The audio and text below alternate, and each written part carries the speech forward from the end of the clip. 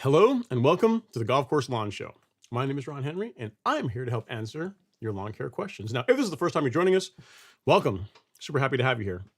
The way this works is really simple. On your screen somewhere, you will see a chat box. And in that chat box, you can enter your question, concern, comment of the day, and I work through them in the order that they come in. Now, sometimes I have the answers, sometimes I do not. But either way, we have an awesome time talking about lawn care and sometimes life. Well, guys, gals, this time last week, Snowmageddon was upon us, and that is now gone. I mean, I know there's some parts of the country where you guys still have lots of snow or some snow on the ground, but here in Georgia, it's actually warmed up quite a bit. I've actually got some pictures from folks that are already getting going with their scalping work, which is pretty awesome. So we are on the right track for this season getting going. I mean, you know, we're coming up on the first, closing out the first week of February. So it's about that time. As always, you guys can watch the show on YouTube as the primary platform, but you can also check us out on Instagram, Facebook, and Twitter. So whichever way works best for you, feel free to be part of the show. If you want to have your question answered, or to jump to the front of the line, we do accept Cash Apps, which you can see. It's placed right there, super conspicuously, so you can check it out. If you do that, you'll become the show sponsor, and we'll also jump to your question as soon as I finish whatever one I happen to be on when I see it. All right, let's get into it.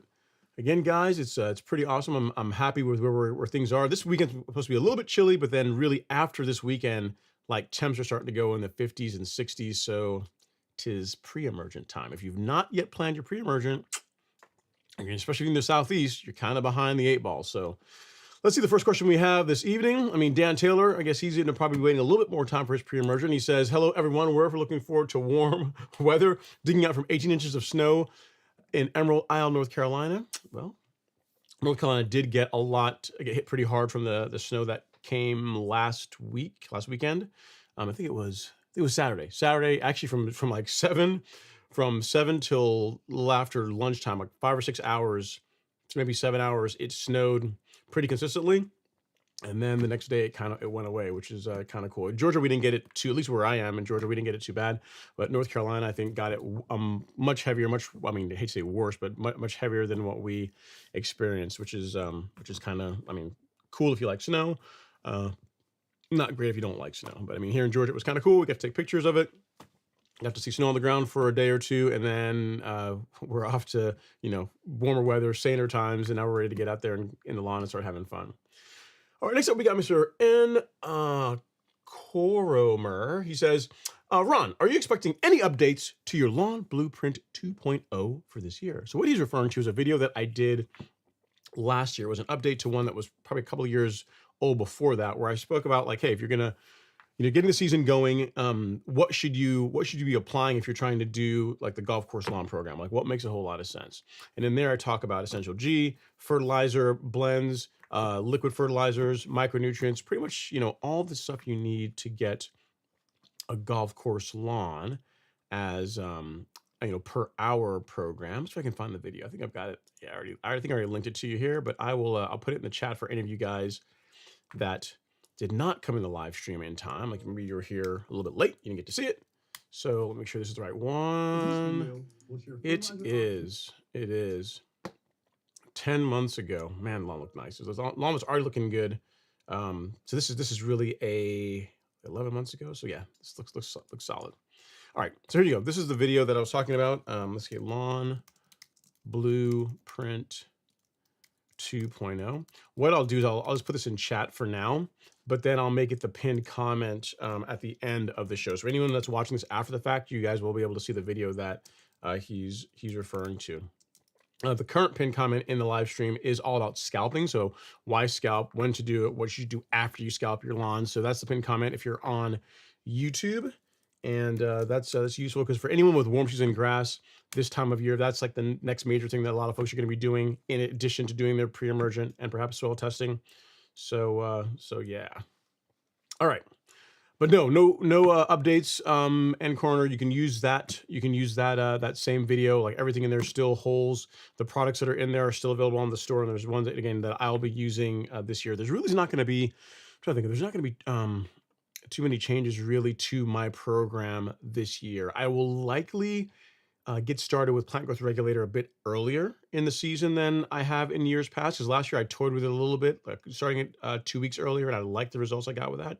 So depending on how the lawn wakes up, I may get started as soon as the beginning of April. So, normally I wait till end of April, early May. Last year I waited till like mid-April. I said, let me just try this out and see how it worked. And it was a thing of beauty. So this year, again, depending on how the lawn greens up, depending on temperature, we'll see about moving it back a bit to see, how the lawn does this year. I'm gonna play with that this season. But outside of, the timing of introducing growth regulator, I'm still going to start the season out. Let's see, in 3 weeks with the 12-0-24. So the beginning of March. That's the first granular fertilizer that my lawn will see. 12-0-24. And actually, I'm talking, but why talk when you can show, right? So if you were to go to the golf course lawn store, go to shop and then lawn fertilizer, I'll actually walk through it. So from a granular fertilizer standpoint, this is what my lawn's going to be using to wake up the lawn. So 12-0-24, relatively low amounts of nitrogen, plenty of potassium, and this is slower release. So you're not going to try to push a ton of growth, but give the lawn plenty of food and potassium to help the lawn transition out of the cooler weather we've been having into the warmer weather of spring. So in addition to that, the carbon kit, man, you can't go wrong with that. So we're going to start out with the golf course lawn carbon kit.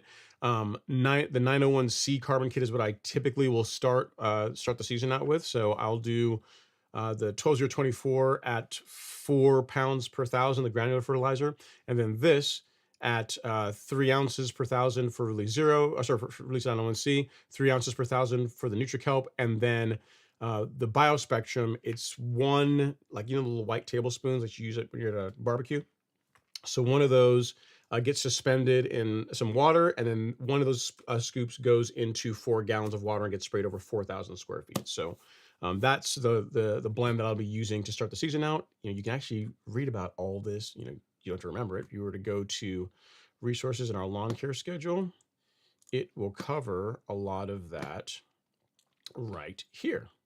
So you'll see March, which is 3 weeks from now, 12-0-24 application, 4 pounds per thousand rate, carbon kit application, and carbonized PNG, which is the granular biostimulant that I like to use. Pretty much the lawn's going to get this every month from starting in March until the till the end of the season. So typically November is when I do my last app, depending on temperatures. So, but yeah, if you want to know at a high level what I'm going to be doing this year, you can see it all laid out right here. Again, the only thing that's going to change a bit is where's plant growth regulator. It shows that in May. I'm going to move that back to April. That's the only thing really, but everything else here, you could follow that. And for the most part, you're going to be doing what Ron is going to be doing on his lawn, and also what the folks in the Golf Course Lawn Academy are going to be doing on their lawns. All right. So hope that helps. If that helps End Corner, I'll link the schedule to you as well in case you don't have that. But yeah. What you've already got as far as content holds for this year. Lawn care schedule. All right. Next up, we have Alan Mello. He says, also, I'm going to maintain palmetto at 2 inches this season and see how it goes. Enough respect as always, Ron. All right, Alan. Actually, I read these out of order. They came in out of order, so we'll start over. He says, okay, what's up, y'all? Florida, South Florida in the house, 59 degrees, getting ready to throw down some prodiamine in another 10 to 15 days. Last pre-emergent app was November 21st of last year. So he's getting ready in a couple of days to throw down his pre-emergent. I like it. And in addition to doing his pre-emergent in another 10 to 15 days, I guess, depending on temperature, weather, that kind of thing, his plan is to maintain his palmetto at 2 inches this season and see how it goes. Enough respect as always. You know, the funny thing, Alan, is that you sent me pictures along. How high was it in this picture? Because these are, here's the thing. I'm not normally a St. Augustine man. I mean, granted, I'm a lover of all grasses. However, St. Augustine, not typically my jam. However, this man's St. Augustine lawn, you know, you got to put some respect on his name. So this is it. This is from the last year he sent me these pictures. And the color of that is absolutely spectacular, bro. How tall is this? Because it doesn't look terribly high to me, Mel. I mean, it's kind of hard to see height. I know you're cutting it with the Ego, and you also got some reel mowers as well, some push reel mowers. But if you're still here in the chat, let me know like what height of cut were you at last year, and like what are we transitioning down to this year for this season? Well, you know, if it looks good. So if you're at say 2.5 inches, 2 inches should work. But inquiring minds want to know, so let us know. Keep us posted. All right, next up we got Mazama Blue. What's up, man? It's been a while. You're back. He says, Ron, anything in the golf course lawn store to make the snow green? No, we do not have anything to make snow green. And if you could, it wouldn't look right. It wouldn't look like grass, you know? It wouldn't look like grass. So no, we have a lot of things, but unfortunately, things to green up the snow. No products for that just yet. Mr. Robert Rainey, the man, the myth, the legend, looks like he's out there pushing his I still have to say his Greensmaster, his John Deere. That's a legit, man. Nice, a cool picture. I like it. He says, good evening. Hopefully you're doing well, sir. I see you out there putting in the work. That's a really cool picture in your avatar of you with the mower. Gotta love it. You got to be getting ready soon to get going here in a minute, right, Robert? I think. I mean, this weekend I am planning on doing the front lawn, and depending on how I feel tomorrow, we might even tackle the back lawn too. You know, the front lawn, I'll cut it with the Greensmaster, back lawn with the Revolution, get the scalp work done, then send them both in to get them freshened up. So yeah, my season is going to begin this weekend because the weather's, it's gonna be a little cool. But I can get that done, and then, you know, pre-emergent shortly thereafter. Should be good times, man. Good times. All right. Next up is Stoggy Chris. He says, good evening, all. Northeast Florida in the house. What's going on, Chris, from Northeast Florida? Hopefully you're doing all right. And then next up is John's Grass Hangout. Here's the thing. John is ahead of all of us here. And unless Robert's done a scalping, he hasn't told me about it. He may have. You know, sometimes he likes to be ahead of the curve and wants to inform folks of what he's been doing after the fact. But John says he did a scalp and tomorrow doing soil sample and prodiamine. Should I throw down some extra fertilizer too? What are you doing? So John sent me some pictures of what he did. This is a double pass, 2 passes on scalping his lawn. Sent this in just before the live stream, as you can tell, because it's dark outside. It's looking good, man. I think he said he's got some more, maybe one more pass on this, but overall, that's a great start to the season. As far as what I'm going to be doing, John, I'm like right behind you. I'm going to be scalping, and then I will be getting ready for pre-emergent. So scalping, pulling my soil, my cores for sediment to my soil, and then pre-emergent. And again, this year, as far as pre-emergent goes, I'm trying to see what's going on with this page. There we go. As far as what I'm doing for pre-emergent, it's going to be dimension dithiopyr. So in case you guys care, what is Ron putting on his lawn this year for pre-emergent this spring? I'm mixing it up. Normally it's prodiamine, but this year, you know, we'll do something different. This year I'm going to be rolling with this. We go to pre-emergent. It's going to be the green bag. That there. Dimension. 0.15. That's what I'm going with. That's what my lawn will be. This was going to have the monumental task of keeping weeds out of my lawn. I'm sure it will do just fine. So in case anyone wants to know, that's what I'm going to be doing. That's what I'm using for pre-emergent. Okay. Next up, we have Thomas, the pool builder. So I guess your name is Thomas and you build pools. You know, Thomas, fun fact, while I get your question here, is a lot of folks ask me about like putting a pool in my backyard. Hey, you get the big backyard. It'd be great to put a pool right in the middle of it. And I'm like, man, my neighbor behind me did a pool, and the amount of carnage that's involved in doing that, it's I couldn't deal with it, man. I'd have a breakdown. There's no way. I mean, it's not like you can go in there and you just pay for the pool and they like take a chunk of like earth out and they reinsert the pool. It doesn't work that way. Like everything around it gets destroyed. So yeah, just not gonna be for me. I can't do it. But your question is, Ron, you have my Phoenix Bermuda plan email. I use ChatGPT to build my plan. Happy for you to share it on the stream. I'd really appreciate your personal input.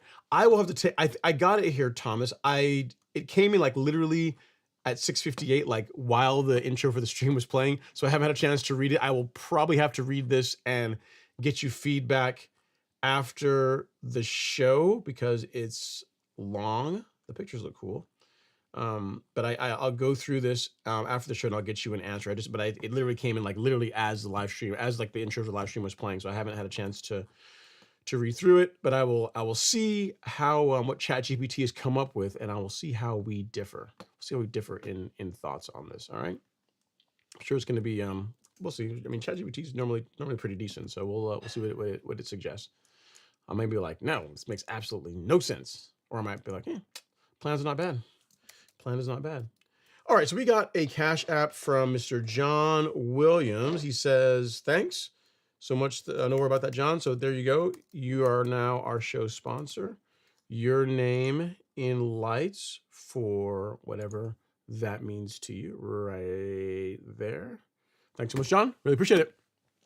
But I will look at it and I'll give you my feedback. If there's anything that I would sub in or out, I will let you know, Thomas. Yeah, this is long, man. ChatGPT is pretty wordy, but it'll be interesting. I'll read through it and give you my feedback. All right.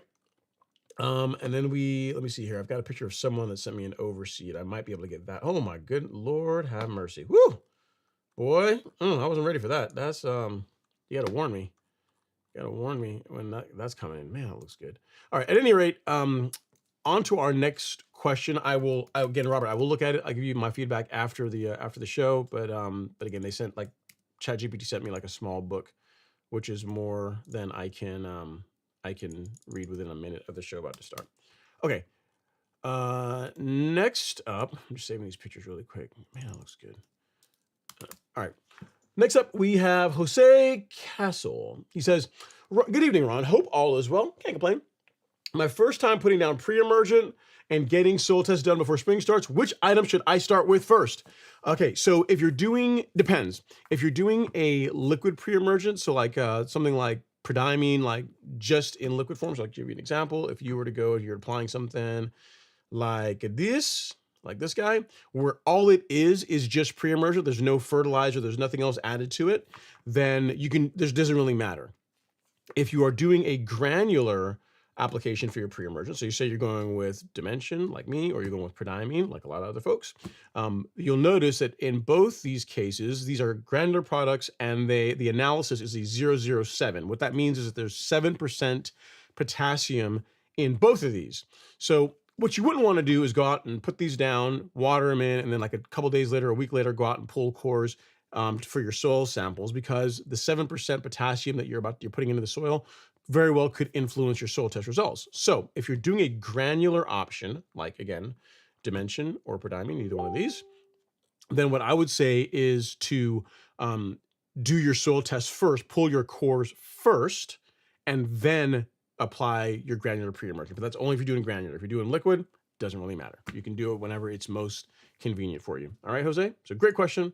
I like where your mind is. You're looking to really optimize things. And again, you didn't ask this, but when it comes to pre-emergent, a little bit early is better than a little bit late. So once your average soil temps, I tell folks that, crabgrass really starts becoming a problem, or begins germinating when soil temps are in the mid 50s. So whenever the average 5-day soil temp in your area is in the high 40s to low 50s, and you were in February, go ahead and get your pre-emergent out. Like, it's not going to hurt anything to get it out a little bit early, because as the name implies, it works best prior to the weeds emerging. So you want to put it down ahead of time. Something like dimension against crabgrass, you can get some control if it's really young, but really in both cases, dimension or prodiamine or even spectacle, pretty much for all pre-emergents, you want to have them applied and watered in prior to the conditions when the weeds that you're trying to prevent are going to begin growing in your lawn. And in the springtime,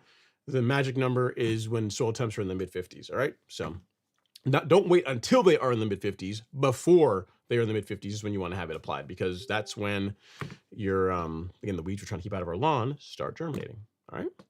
So if that helps, Jose, as far as, again, order doesn't really matter unless you're using granular. If you're using granular pre-emergent that has fertilizer in it, grab your cores first, then put the pre-emergent out, water it in, and you're off to the races. All right, next up is JP2114A. He says, I played golf on a Zoysia golf course once in Southeast Kansas. I liked it. Zoysia's pretty cool, man. I got to tell you, I sound like a broken record here, but I did not think whenever I made the switch to Zoysia from Bermuda on my front lawn last year that I would like as much as I did. It's like, I got to tell you, I get why people that have Zoysia lawns, like they try to think they're the more the upper echelon, the upper crust of lawn care people. I mean, I'm not saying it's like better than Bermuda in every way, but I see the attraction. I understand why some folks like it. I was looking at mine. There's not a single weed in it. I mean, it's really good as far as just crowding out weeds, just how thick it gets. And it's as far as holding color and stripes. It's a good example. So last time a mower was on that lawn was early November. What I'll do tomorrow morning is I'll go out and I'll do a YouTube short. I'll take a picture of it and I'll post it for you guys to see. The stripes that were there the last time the mower was on it, which again was over 2 months ago, coming up almost on 3 months, they're still there. So Zoysia, as far as like I talk about how it stripes better than Bermuda, it stripes better and it holds stripes better than my Bermuda grass does. So that's another benefit to it. At any rate, I'm happy that you enjoyed playing golf on Zoysia. I get it. All right, next up is Robert. Stacey says, is there anything that helps with worm castings? I overseeded Bermuda with rye. Looks awesome, but once I got down to ½ an inch, the castings are killing me. Not really, man. And I know that a lot of folks don't like worm castings in their turf, and I get it because they can kind of be a bit unsightly. However, worm castings are a sign of healthy soil. Like, you think about it, they're nature's free aeration. There's lots of benefits to earthworms. I know that the castings don't look the best, but I mean, I honestly would not make an effort to get out there and find a product that's going to harm or get rid of them. You know what I mean? They're a good thing for your soil. As far as Robert's overseed, he sent pictures in of that, and I got to tell you, I wasn't quite ready for it. I'm gonna save the best one for. I'm gonna save the best one for last. Okay, so picture one. I mean, ryegrass overseed looks decent. I mean, you can't hate on that. I mean, here we go. Get ready. Not bad, right? And then another picture directly from the street. So when folks are driving by, they can see what he is working with. Overall, really good. Again, both these are taken a little bit darker, a little bit, later on in the day. So you can't really appreciate the stripe action as much as you do in this picture here, where he's just literally just showing off. I mean, I don't care who you are. I know there's some folks that don't like striped lawns. If that's you, you are wrong. However, if we take a look at this, I mean, that's just a thing of beauty. Absolute thing of beauty. Great work. Well, I'm not sure what kind of cut. You can tell me what kind of cut you're at. You're at 1/2 inch. You're saying, but that looks tight, man. And I'll tell you, Robert, I know it's bugging you, but I'll tell you that in any of these pictures, so picture that one, and then this one, I can't make out worm castings anywhere there. So I can assure you, even though this is probably not a whole lot of consolation, I can assure you that you are seeing it way more than anyone else. Like anyone else that walks by, they're just simply being blinded by the stripes, the color, and wondering what you're doing to keep your lawn looking like this. The last thing I mean, I'm not a betting man, but I would assure you that if you went out and asked 100 people that drove by your lawn and looked at it, and they say, what do you think? Like, none of them are going to say, it looks pretty good, man, but man, these worm castings you got all through here, I mean, what are you doing? I mean, you were like 90% there, but the worm castings are holding it back. Not a single person is going to find fault with that lawn. It is absolutely spectacular. It looks great, man. Great work. Great work. I approve. Awesome work. Okay, next up, we have John's Grass Hangout. He says, where's the lemonade? It's right here. Tonight, it is just straight lemon. Well, I can't show you. So I can't do this without spilling it. See, this is just lemonade and water. I'm being bad tonight. Normally, I try and cut this with like, some like fresh juice or whatever to cut down on the amount of sugar that is in Chick-fil-A lemonade. But tonight, I did like this much water and the rest lemonade. And, see. Oh. Whew. I've been drinking Chick-fil-A lemonade for years. And the one thing, not sponsored by Chick-fil-A, I don't make a penny for saying this. You know what they have? What's cool? What's cool about Chick-fil-A is they will sell me a gallon of lemonade at full price every time. No problem with that at all. However, whatever they do as far as consistency, because here's the thing, every now and then, anyone from Chick-fil-A is watching this, and not there would be, but I sometimes I'll go to different Chick-fil-A's to get my gallon of lemonade just to see, from Chick-fil-A to Chick-fil-A, is there consistency in the gallon of lemonade? And so far, I've not come across one where, this one was a little bit more lemony, this one was a little bit too sweet. Pretty much it's consistent across the board. So whatever you guys are doing as far as your training for whoever has the job of making the lemonade, top marks, because it's always on point, always on point.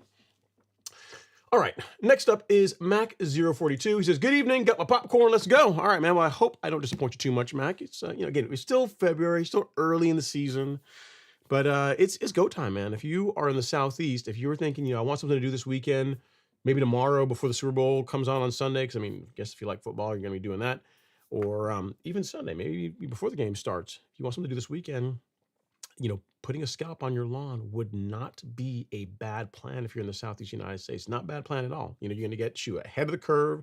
Your lawn's going to wake up a little bit earlier. And from what I'm seeing in the forecast this weekend, we have some cooler weather, but then really we're on a nice warming trend. So it would not be a bad weekend to get your scalping done. If you decide you're going to do that, get your pre-immersion out. If you've not done that yet, get your soil test done. If you've not done that yet, and just sit there and just wait, because very, very soon we are fertilizing and doing all the fun stuff to get our lawns rolling. It's almost go time, man.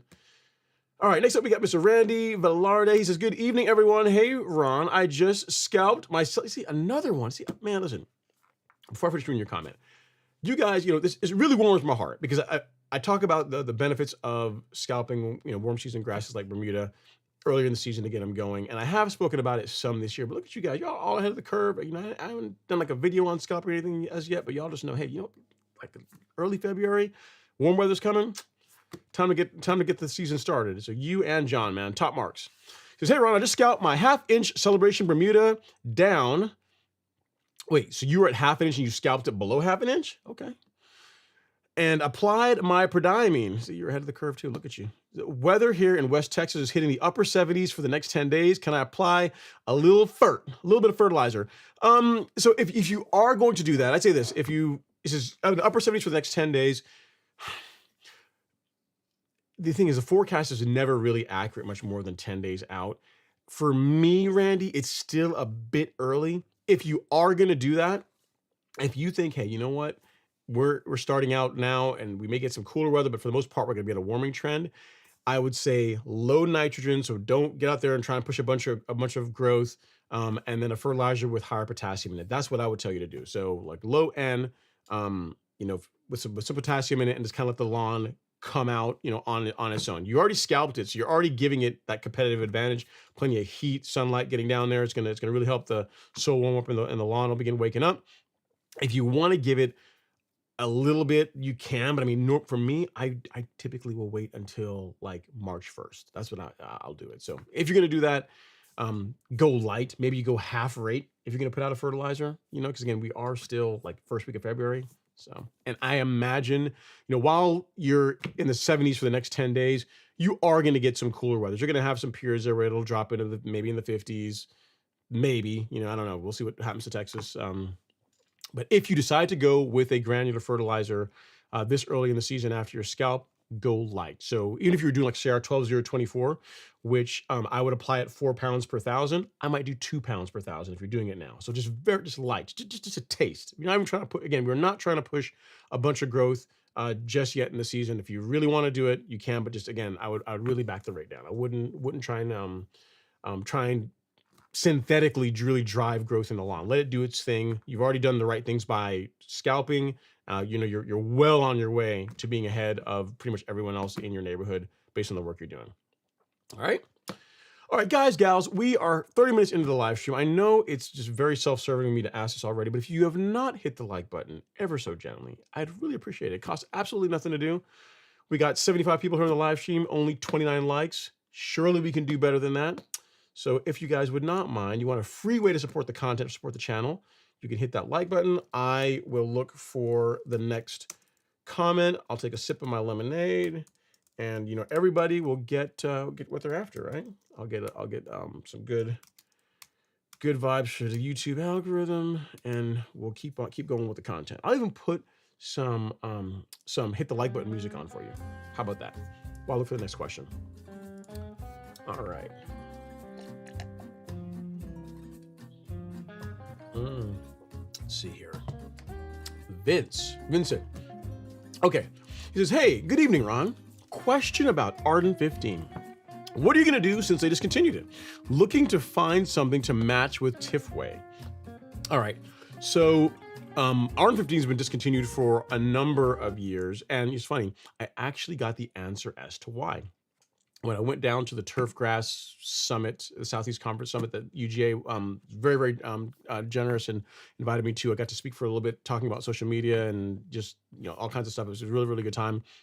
I got to ask a lot of some of the grass breeders there about Princess 77, about Arden 15, and I said, guys, it was like the bee's knees. Like, why did they discontinue it? They says, well, the biggest problem was just yield, like seed yield.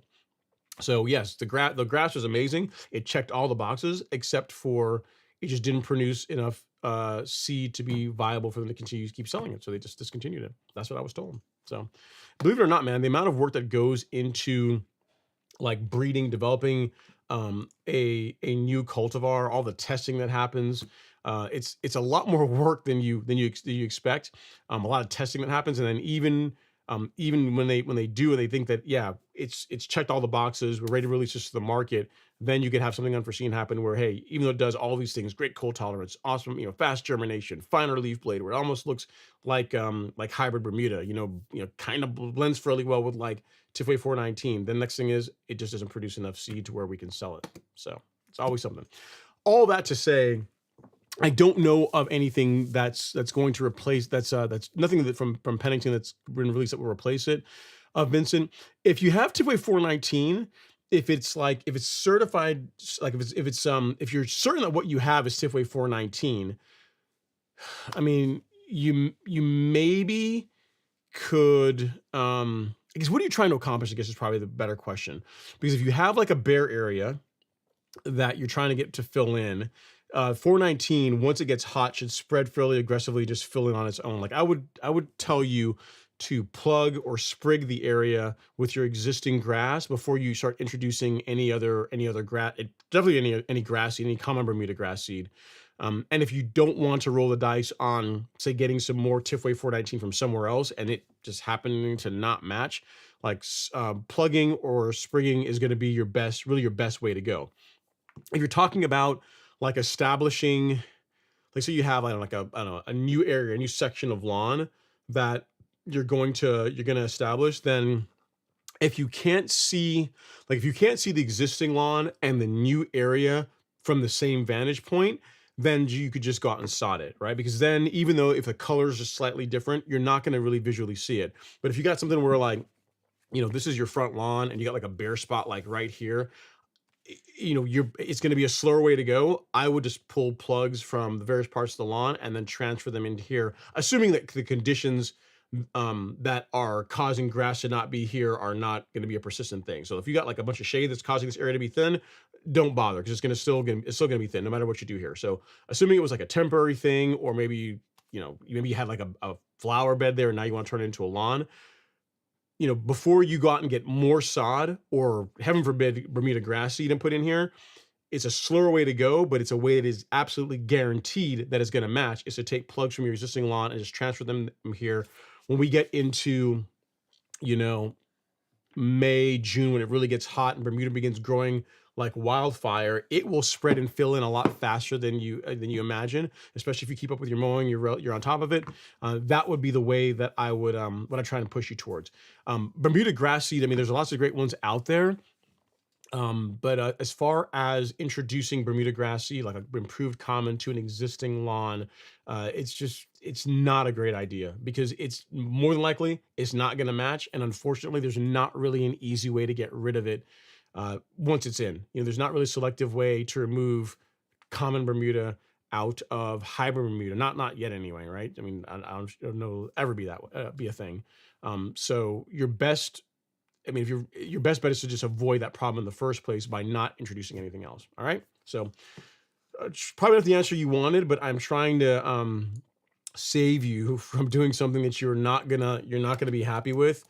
That's going to result in you having to rip the entire thing out and start over, because there's not really an easy way to get rid of one Bermuda cultivar out of your lawn. All right. All right. Next up is True Gator Fan. He says, "Not so happy Friday, Ron. What happened? That's not good. What went on? I just found out I have to have my sewage line replaced. I think I should wait until the Bermuda starts growing so it won't take long to fill back in. Any advice?" Here's the thing, man. I do it now. Personally, I would do it now. I would not wait until I do it sooner than later. Because if your lawn if it's still in dormancy, you can. Yeah, I would not want to go out and have new growth in my lawn, and then right when it's coming out of dormancy, you get out there and go trench it and replace the sewer line. I would do it now. I would do it if you can do it next week, I would do it next week. And that way, when you're done, you place the sod back. When the Bermuda begins growing, it's not really going to be disturbed or anything, and it's going to give it a better advantage, I think, and you'll be further ahead if you do it now. Replace the dormant sod over the area that got dug up to replace the sewer line, than if you wait for it to start growing, dig up the lawn, the area that the Bermuda was already growing, and then put it back. You're going to be further ahead if you do it while it's dormant, if you do it now. So if it were me, that is the way that I would go. So while it does not great, I get it. It's never fun to have to go out and dig up your lawn and have to deal with this type of thing. Look at the bright side. At least you're not having to do it like in May or June when your lawn's looking its absolute best. That would be a tragedy. I would be crying for you then. But now, it's February. Not that big a deal. I would get it done sooner than later if it were me. I would not wait till the lawn is really beginning to try to go find its new way in the world, and then you're going to go out there and cause a bunch of trauma to it and set it back. I wouldn't do that. All right, next up is Mr. Michael Coulthard, not related to the Formula One driver. He says, "I was able to get pre-emergent down on Tuesday, and it got rained in on Wednesday. Yay, good job, man. I applaud you. Great work. Nicely done. Nicely done. You guys are all ahead of it, man. I like it. I like it." All right, next up is Michael Thomas. He says, "Hello, Ron. When I scalp my lawn, not if, when I scalp my lawn, would there be any advantage to scalping it to the direction that my stripes go, i.e. the same way I mow the stripes?" Yeah, there's no reason to not do that. I mean, if you, it's a way of, kind of setting the stripes for the season. And if you are going to scalp it, if you already know how you want to lay your stripes, if you want to scalp it if you want to mow and scalp the lawn with the stripes you want to maintain the season in mind, I see no reason not to do that. There's really no negative to do it. And conversely, if you don't want to do that, it's fine too. You got plenty of time to set the stripes if you want. But yeah, if you already know how you want the lawn to look this year, I would, there's no reason to not do that. In other words, whenever I lower the height of cut, when I scalp my front lawn, I will, I'm going to lower the height of cut on my greens master, and I will cut it I will set the stripes the same way that I want it to be this season. So I'm going to be doing the same thing that you're asking about. All right. There's really no negative whatsoever in doing that. One piece of advice I might give you is that if you're going to make multiple passes, so say, let's use my iPad as an example, it's our lawn. Let's say this is the way you want your stripes to be when you're all said and done, right? But you want to make 2 passes. What you might do is make the first pass like 90 degrees to it, right? So perpendicular to that. And then the last pass, the last one, whenever you're finishing up, it will be the one where you're setting the stripes for the year, for the way you want it to be, okay? So however you want the stripes to be, mow it in that pattern last versus doing that first and then interrupting it by making passes in other directions. So mow in the direction you want the stripes to be last. So for example, for my front lawn, let me see if I can get a good angle here. It's a slope, right? And the stripes that I want to present really well are the nice diagonal ones. So what I will do whenever I do cut it is I will mow lengthwise first, and then the second cut will be diagonal, to really set those stripes for the season. So that's what I'm telling you. What I'm suggesting to you is exactly what I'm going to be doing on the front lawn this year. Okay. So hope that helps, sir. Have fun, be safe. And I say have fun. As fun as scalping a lawn is, man, it's a lot of work, but it's totally worth it. Totally worth it. From setting domination and setting the standard for the season. Nothing beats a good scalp on your lawn. Okay, Hailed Demon 5844 is up. He says, had a low area, about 800 square feet, and brought in 6 inches of topsoil. Planning to place sod later next month. Spraying pre-emerger this weekend. Should I avoid spraying that area if I plan to sod? If you're going to sod it, it's probably going to be fine, Hail Demon, to be honest. It's probably going to be okay. If you want to not... If you're trying to be if you're trying to be super conservative, you could not sod that area. And if you have any weeds, like right before you put the sod down, you could spray them with a selective herbicide to get rid of them if you wanted to. Either way will work. Either way would be absolutely fine. It's what I would not want you to do is to go out and like put fresh sod in and then spray pre-emergent like the next day right on top of fresh sod. Like that would probably be a no-go. So yeah, I mean, the more I think about it, I would avoid it. If we're really trying to get the absolute best result, spray the pre-emergent or apply your pre-emergent everywhere else other than where you're planning on putting the new sod in next month. It's only going to be 30 days from now. So yeah, you don't want to do anything that can potentially negatively impact those roots setting properly. All right. So final answer: if you can, skip that 800 square foot area. Go ahead and apply your pre-emergent everywhere else. Everywhere else. All right. Let's see here. Jimmy Miller says, "Hey Ron, enjoying the show tonight on my new 65-inch Bravia 2. It's a nice TV, man. Sony, it's a nice choice. Sent you a couple emails earlier. Soil test system in the first and the contact info in the second. I have to look, Jimmy. I get like a ton of email, and it's I'm sure I got it, but I have to go through and see. So I'll take a look and get you some feedback after the show, if that's okay. All right. And congrats on the TV. It's a really nice TV. I like Sony colors. Sony colors are really, really good. I mean, if you can, I'm not sure if you've played with your settings at all on the Bravia 2, but what is it? It's professional. If you want the colors to look like how the person whoever made the content you're watching intended, set it to professional. Like by default, it's like it comes in this overly saturated, like nasty. I mean, it looks nice for like in a showroom, but it's not. The colors don't look properly. Like skin tones don't look right. It just looks like it still looks nice, but it doesn't look like how the TV can really look. So if you've not set it to professional as yet, I would do that, because that's really, you're getting really close, sort of getting it calibrated. That's going to produce, or is going to render the colors the way that whatever content you are watching, how it was meant to be seen. All right. Okay, next up is VO0633. He says, hey Ron, any issues scalping a bit early on the lawn? No, not really. I'm mowing every 3 to 4 days to lighten the cleanup, and it's semi-dormant. Height of cut is 1 inch. Will 3/4 of an inch be low enough? Thank you, sir. Yeah, there's nothing wrong with that at all. VO06. Like, if you're planning on maintaining the lawn at 1 inch, you want to take your scalp down to 3/4 of an inch. I think that's a perfectly sensible approach. You know, there's a lot of folks that will say, you know, when you scalp, you got to take it down to the dirt, man. If you ain't hitting dirt, you ain't going hard enough. And while you can do that, it's a lot of wear and tear on your equipment. It's a lot of extra work. So there's a lot more material you're pulling out. And to my opinion, you get a lot of the benefits. You get most of the benefits of scalping by, if whatever height of cut you intend to maintain the lawn, if you go 1/4 of an inch or so beneath that, that's going to really set you up in a really good spot. You know what I mean? You're going to get a lot of the benefits without a ton of extra unnecessary work. The only way you might consider doing a more aggressive scalp is, say, like, you've been rotary mowing the lawn forever, right? So it's been like kept at like 2 inches forever, and you've come into the real mow life, right? You say, hey, I want to maintain the lawn at, like, 5/8, 3/4 of an inch. In that case, when you're going from like rotary to reel, and you're targeting a relatively aggressive height of cut based on where you, in comparison to where you were before, that is where like a more aggressive scalp can make sense. But if you're someone that's reel mowed your lawn, for a few seasons, and you just kind of trying to give it a reset to start the season out, bump it down 1/4 of an inch or so below where you tend to maintain it, and call it good. You're going to get the benefits without a ton of work, without a ton of wear and tear on your equipment. In my opinion, it's a good balance. All right. So to answer your question though, yes, if you're planning on going to an inch, scalping down to 3/4 of an inch will be just fine. Should be just fine. All right.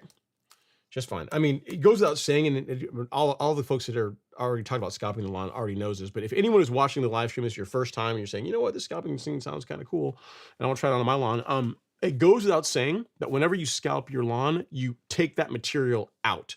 So you don't want to just set your height of cut lower and just, cut the lawn shorter and throw that debris and material back into the lawn. So you need to be bagging everything and getting rid of it. So you cut it and you take the extra material out of the lawn. You're not mulching the the dormant grass back in the lawn. You want to take it out. So it should go without saying, but just in case anyone that's watching this and you're new, that is part of scalping. That's also what makes it take a while, because if you're lowering the height of cut quite a bit, you'll get like 2 passes or so, depending on how high your lawn is, and then you have to go empty the grass catcher. So you spend as much time emptying the grass catcher as you do mowing the lawn. So that's the only thing, but it is worth it.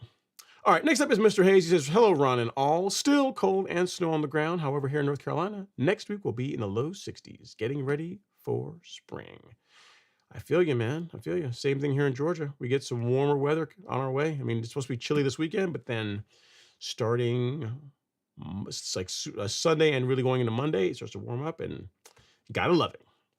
Gotta love it. A lot of days in the 60s. All right, and then Mel says that was 2.5 inches. Okay, so if you're at 2.5 inches in these pictures, and you're looking to go down to by 1/2 inch, I think you're gonna be just fine, man. Because the color looks absolutely gorgeous. 1/2 inch lower will look really nice. So going from 2.5 to 2 inches, you'll notice a visual appearance improvement from doing that, and the lawn should tolerate it. It looks like you've been training it relatively short, so if you want to go down another 1/2 inch, go for it and see. Worst case, we get into the hotter time of the year, you can raise it up a little bit if you want, but if you want to start a little bit lower at 2 inches, I see no issue with that, especially given all the work you've been putting in on the lawn consistently. All right, Mr. Robert Rainey is up. He says, it's getting about that time. Yes, Ron, I'm going to start lowering the height of cut. Going to give the ryegrass another month before I spray it out. I like it. I like your plan. See, we got, so you're saying mid-March. Now, Robert, you got to be ready for this, because what's going to happen is the ryegrass is going to test your fortitude, because around in March is when it looks really nice in the fall. It looks really good in March. So I just want to here's the thing. You got to put a note in your calendar and just say, I'm going to stay the course. No matter how good it looks, it's got to go. because what can easily happen, you could fall into one more weekitis. You go, one more week, one more week. And before you know it, we're in the end of April, early May, and you still got ryegrass hanging around. So if you want the Bermuda grass to look its absolute best, unfortunately, when the ryegrass is looking awesome is about when you need to get rid of it, especially based on where you are in the country. So just a thought. Just want to kind of preload that, because ryegrass is going to test you. It's going to test you next month. About 4 or 5 weeks from now, we're going to see how, we're going to see where your loyalty and love really lies. Is it with Bermuda grass or is it with ryegrass? Well, we're going to find out. All right. He says, that and get all the goodies ordered for the season. Be on the lookout for my order. Awesome. Yeah, man. Definitely. Well, we got our pre-emergent fertilizer biostimulants all in stock, ready to go. So you guys, anyone that's looking for, again, you're looking at the program that we put out on the store, also in the academy. We have everything in stock to be able to supply you for what you need for this season. So don't wait. Go and get your goodies. Have everything ready to go, so that when you're ready to start making your applications, you're not waiting. You're not waiting. All right, next up is Devin. What's going on, man? Hopefully you're not covered up in a bunch of snow up there in Colorado Springs. He says, "What's up, Ron? Looking forward to some good turf talk. Mid-60s. Wow, that's crazy. Mid-60s in Colorado. That is wild. For the foreseeable future, we'll have some winter watering this weekend. Something tells me winter isn't quite done yet, though. Man, here's the thing. The only thing I'm hoping for, Devin, that we don't have is a repeat of it all runs together. So this is 2026. I want to say it was 2023. I think it was 2023, where we were off the races. Life was good. We're living our best life. Lawns are green. Everything's looking really great. And then in the third week of March, we got a cold snap here in Georgia where it went down into the teens for a few days. And it was the Bermuda was what on earth is this? So I'm hoping that we don't get that this year. I'd rather deal with some cold, 50s, 40s every now and then, high 30s.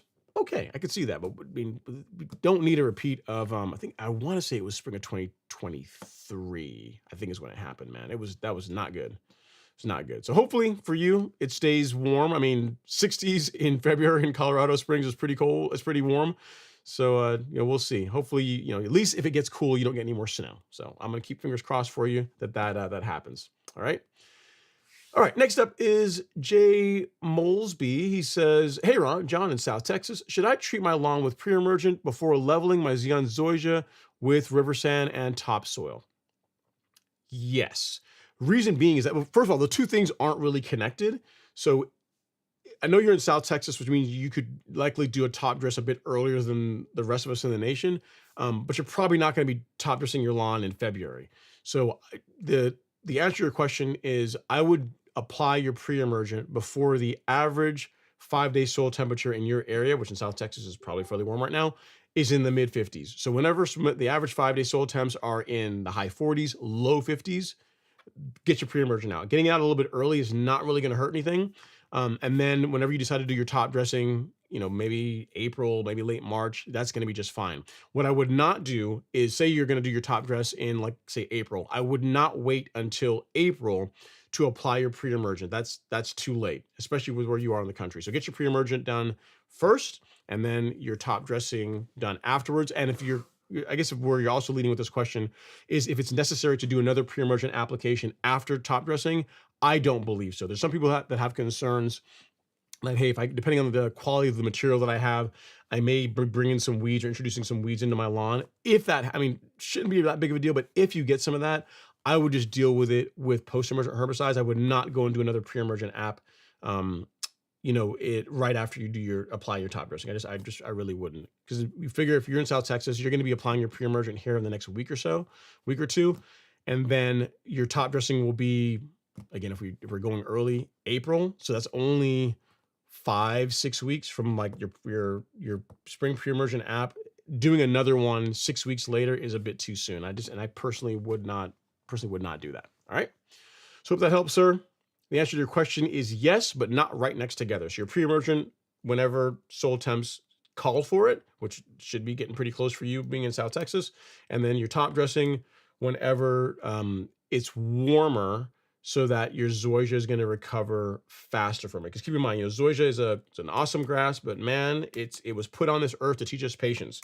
So you don't want to you want it to be largely greened up and you're out there regularly mowing it, and then I would top dress, because then it's going to recover that much faster. I wouldn't, if it's anywhere near dormancy, I personally would not do that to zoysia. It's not like Bermuda. It's just a lot slower growing, slower to do everything than Bermuda is. All right. Okay. Next up is Randy Valerides. Is what lawn practices break the pre-emergent barrier? Aeration, if you verticut and you go too aggressive, that can do it. Pretty much anything that disturbs the soil can do it, Randy. Now, having said that, I have done my pre-emergent anywhere between late January into mid-February. And anytime I've aerated my lawn, it's always been after that. And I don't have like massive amounts of weeds like breaking through and creating a problem in my lawn afterwards. So yes, does it disturb the barrier? Yes, it does. If you're someone that you got your pre-emergent out and you're also someone that's regularly mowing your lawn, meaning you're also, instead of only relying on pre-emergent, like just the fact that you're growing and encouraging regular growth in your lawn because through regular mowing, you really shouldn't have a lot of weed pressure after, again, core aerating or after verticutting. But anything that disturbs the soil barrier, verticutting, aeration, those two come to mind. If you were to spike aerate, that, yeah, to an extent too can do it, can also disturb it. But I mean, again, I would not say, hey, I'm planning on core aerating my lawn in like April, so I'll wait till then to put my pre-emergent out. You want, again, pre-emergent, you really want to get it down earlier, if anything, versus later. And again, from my experience, from lots of folks that are in the Golf Course Lawn Academy, and this is like coming up my 10th year of doing this on YouTube, and then I've had countless folks that have followed the same approach, same schedule that I do, and I have yet to get an email from someone saying, yeah, man, I put out my pre-emergent like in February, and I quarried my lawn in April and got tons of weeds in my lawn. It just doesn't really happen. So yes, there are practices that will break the barrier. Still, that would not change the timing of when you want to apply your spring pre-emergent. You still want to get it down before the average 5-day soil temps are in the mid 50s. All right, John's up next. He says, hey, Ron, I am with you. I can't hurt my grass either. Yeah, there you go. I feel you, man. I got it. All right. We got a cash app from Thomas. Oh, for the review. Thanks so much, Thomas. I really appreciate that. You didn't have to do that. That was awesome. I'm going to look at it. I'll give you my feedback after the show's over, but thank you so much for the cash app. Yours is it's a $50 cash app. Thanks so much. So that makes you our show sponsor. Let me get you up here. I will just put Thomas, because then you didn't list your whole name. I'm not sure if you want your whole name. I'll just say Thomas C, so you'll know who you are. All right. Okay, so there you go, sir. Thanks so much again for the cash app. There you go. Your name in lights for whatever that means to you. And again, I will tonight you will get an answer from me as far as the what I think about ChatGPT's lawn care schedule and suggestions, and I'll come back with like, I would do this. This is way too complicated. This is under, I'll let you know what I think. I'll tell you what's going to happen is I'm going to compare what it says to this right here. That's what I'm going to do. And I'll see how well it aligns to this, and we'll make adjustments accordingly, because I know this works. Like this, they get folks from Washington to Florida to follow this, and they get really good results with their lawn. I mean, they may have to shift it a few weeks depending on conditions and temperatures in their part of the country, but I mean, this is very well proven. There's people that follow this and have amazing lawns. So if ChatGPT is trying to invent the wheel, we'll have to see what the bot is saying could be better. All right. Dr. Buddy is up next. He says, I am planning on doing pre-emergent soon. I like it. Some broadleaf weeds in the backyard. I have a bottle of Spectracide Orange from last year. Would that work for weeds? What would go first, pre or post-emergent? It's a great question. Would Spectracide Orange, the orange bottle, work for weeds?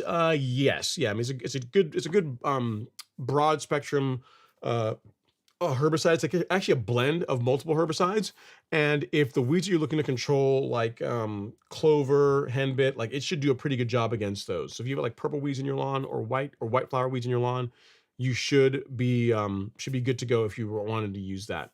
As far as pre and post emergent, which one goes first, it doesn't really matter because they work at different points in the weed's life cycle. So pre-emergent the way it works is it's a herbicide, but it's a specialized herbicide. You apply, you water it in, and then whenever you see a weed seed ends up in your lawn, it says, you know what?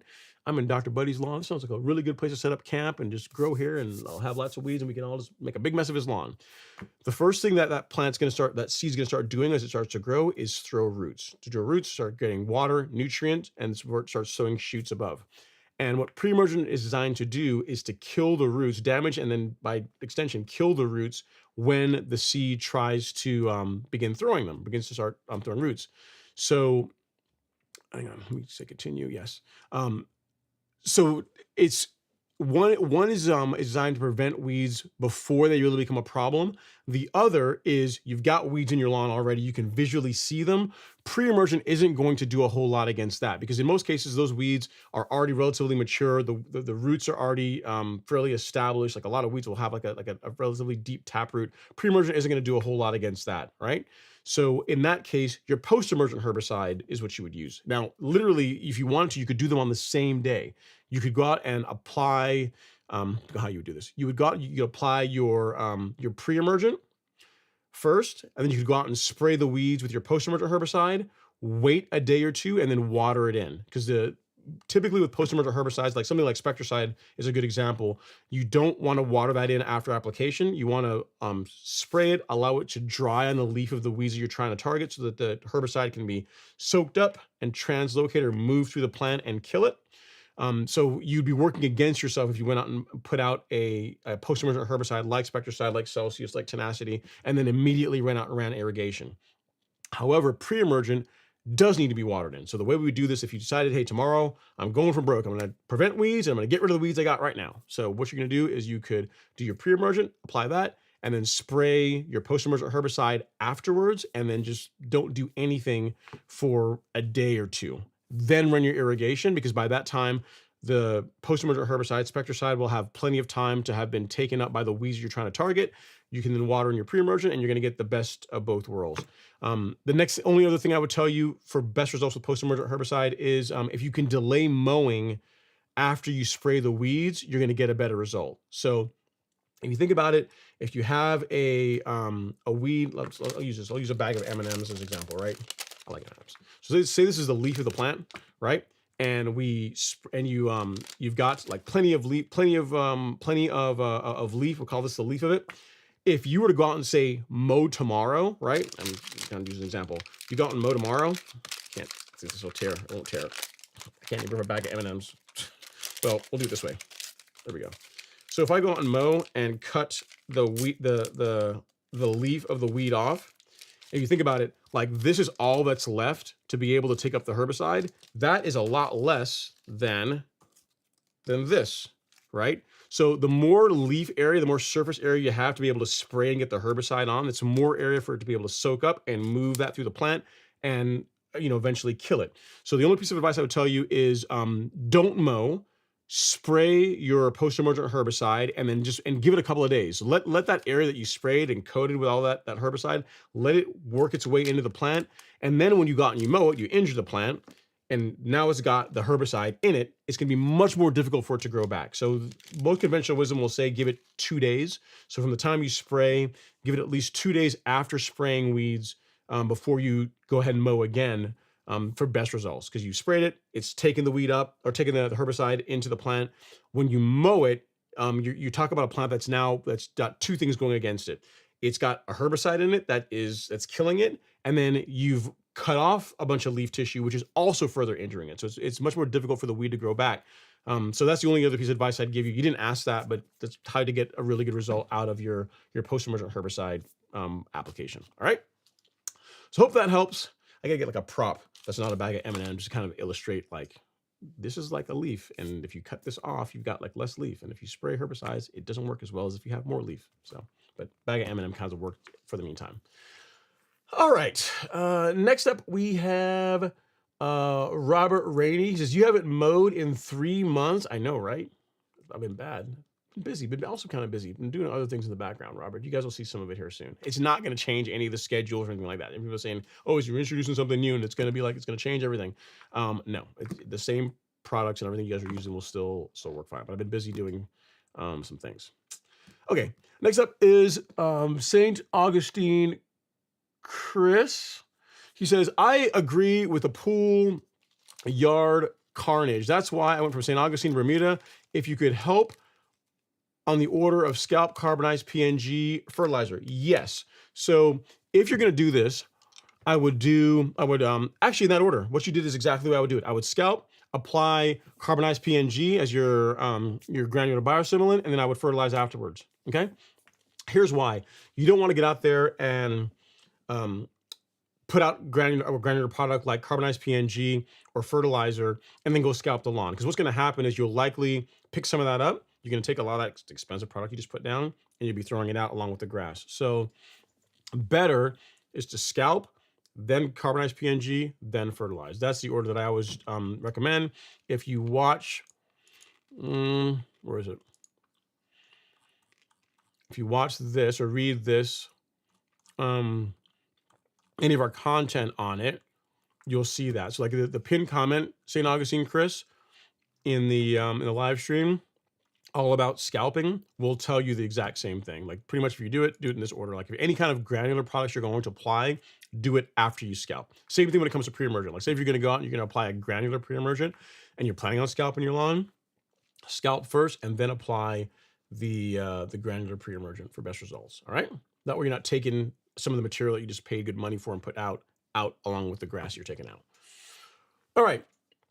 John's Grass Hangout says, got to bring that music back. Take a break with it. Play it for us grass people. I hear you. Let's see here. Jason D. Carney says, going to use my Honda HRX as my scalp mower. I like it. Bought longer bolts for the blades with washers to drop the height from 3/4 inch to 1/2 inch. Heard this being done before. Have you seen this done before? Any issues? I've heard of it being done. I don't know. I mean, I personally have not done it.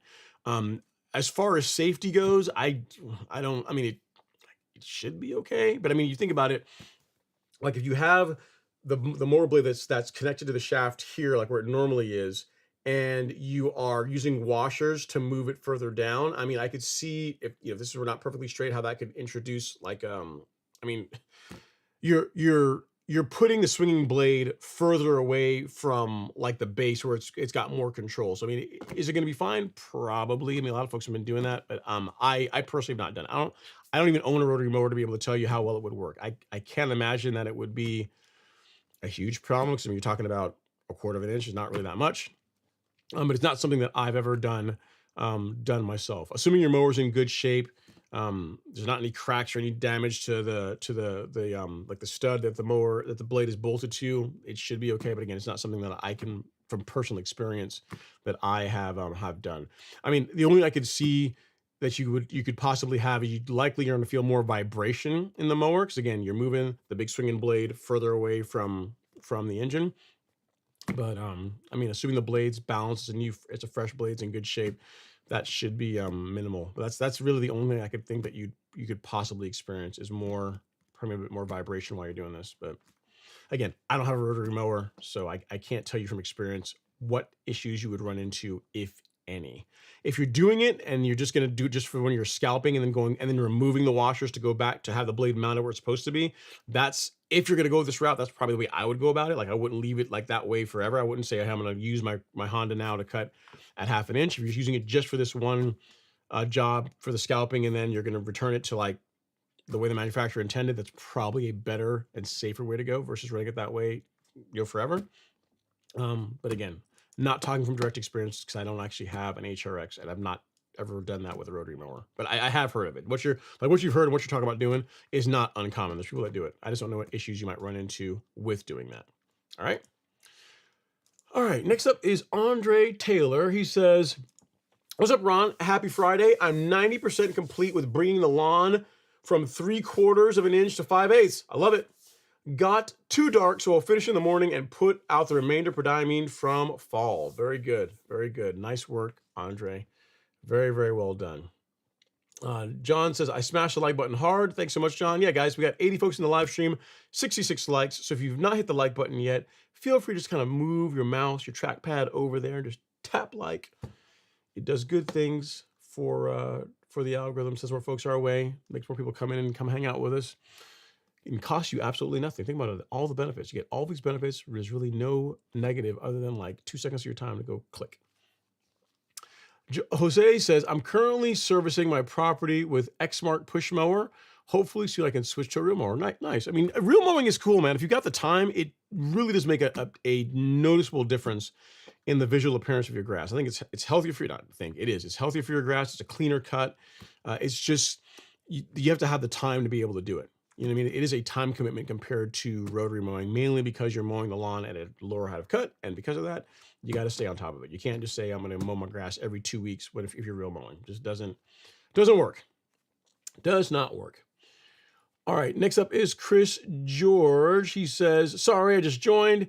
How long should I wait to apply nitrogen and iron to my Bermuda lawn in Oklahoma after I applied herbicides? This will be my first year using a Revolution 20 reel mower. Congrats on the Revolution 20. It's a fine piece of equipment.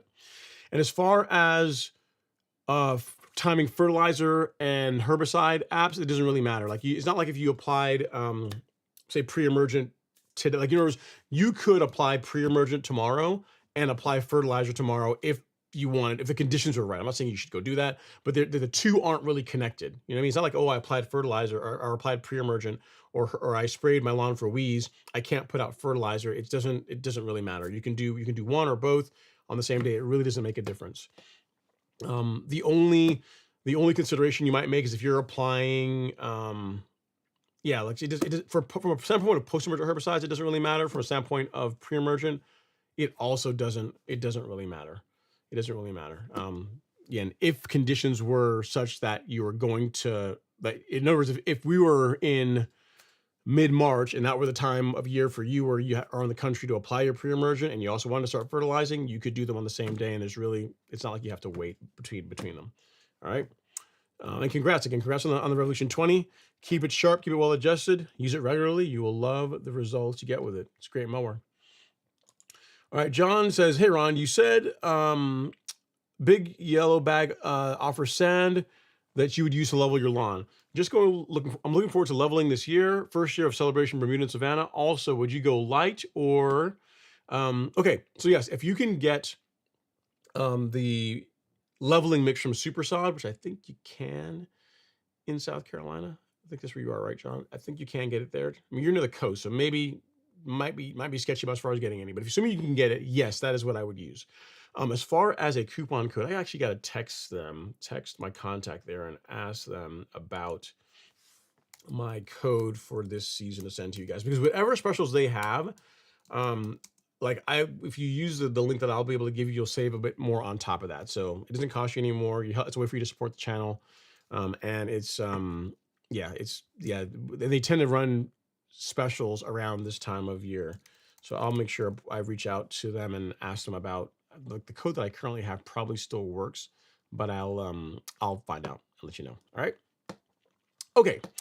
Next up. Oh, and as far as should I go heavy or light or, the answer is I would put out about a cubic yard of material over 1,000 square feet. What that's going to equate to is about 1/4 of an inch to 1/2 an inch of material over 1,000 square feet. I would not, you didn't say heavy because you knew what was going to happen if you said heavy. You say, should I go light, or you should go the correct amount, which in my opinion is 1/4 of an inch to 1/2 an inch of material over 1,000 square feet. That's a good blend.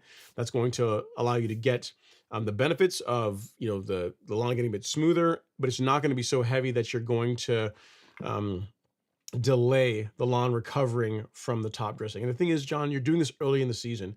You can easily top dress your lawn 3 times this year if you want to. So if you do it once, you're like, you know what, this area needs a little bit more sand, you can always go do that. But what I would not go out and do is go super heavy.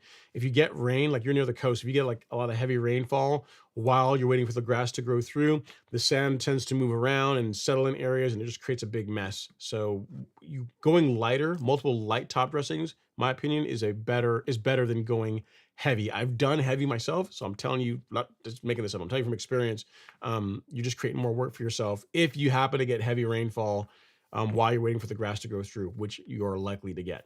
All right. So go light, 1 cubic yard of material per 1,000 square feet, 1/4 of an inch to 1/2 an inch. That's going to work just fine.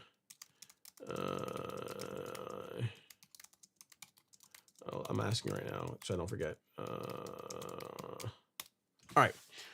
Okay, next up is Vincent. He says, awesome. Thank you. You're very welcome.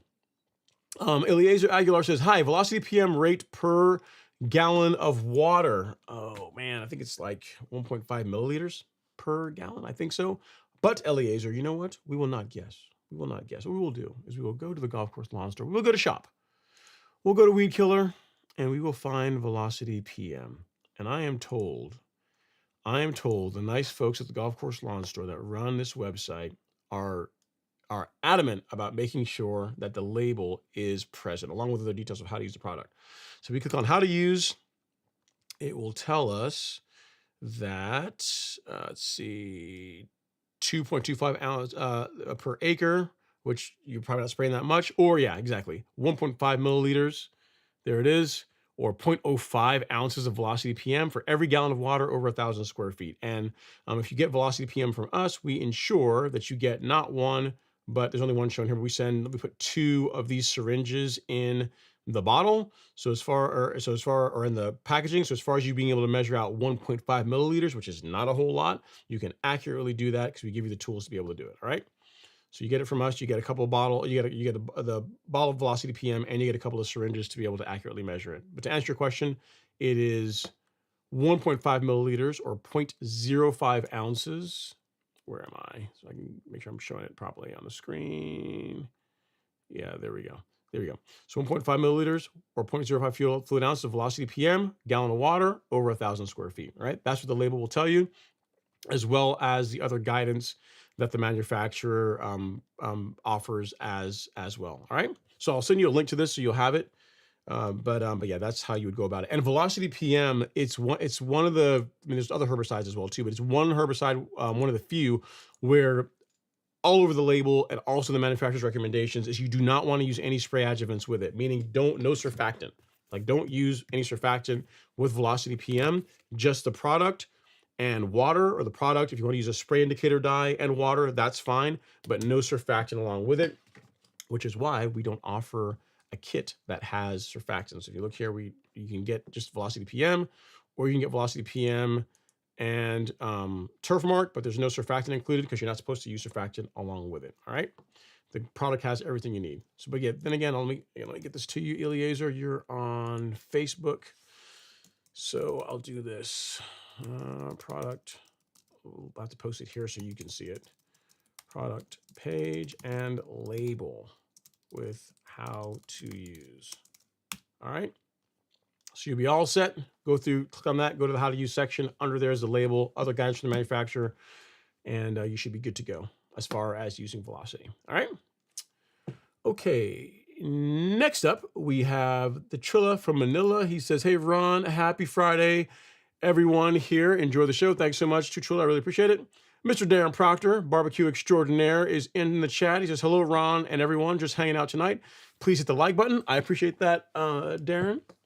Hey, Darren, man, you got to turn me on. If there's any new seasonings I need to be ordering, I mean, you have to send them to me, but you can send me an email and say, hey, man, there's this new hotness that just came out. Go and get you a bottle of it. This, use it on XYZ. Because when it comes to literally, dude, as far as seasoning, I don't buy anything else anymore. The stuff that you sent me, it is so good that's literally all that's used in the house now. So if you got any other tips, what you got for ribs, I think you sent me some stuff for ribs, but anything for ribs, for chicken, I mean, anything you can think of, let me know so I can know what to buy. I don't want to get out here and mess things up. I want to make sure I stay on the program.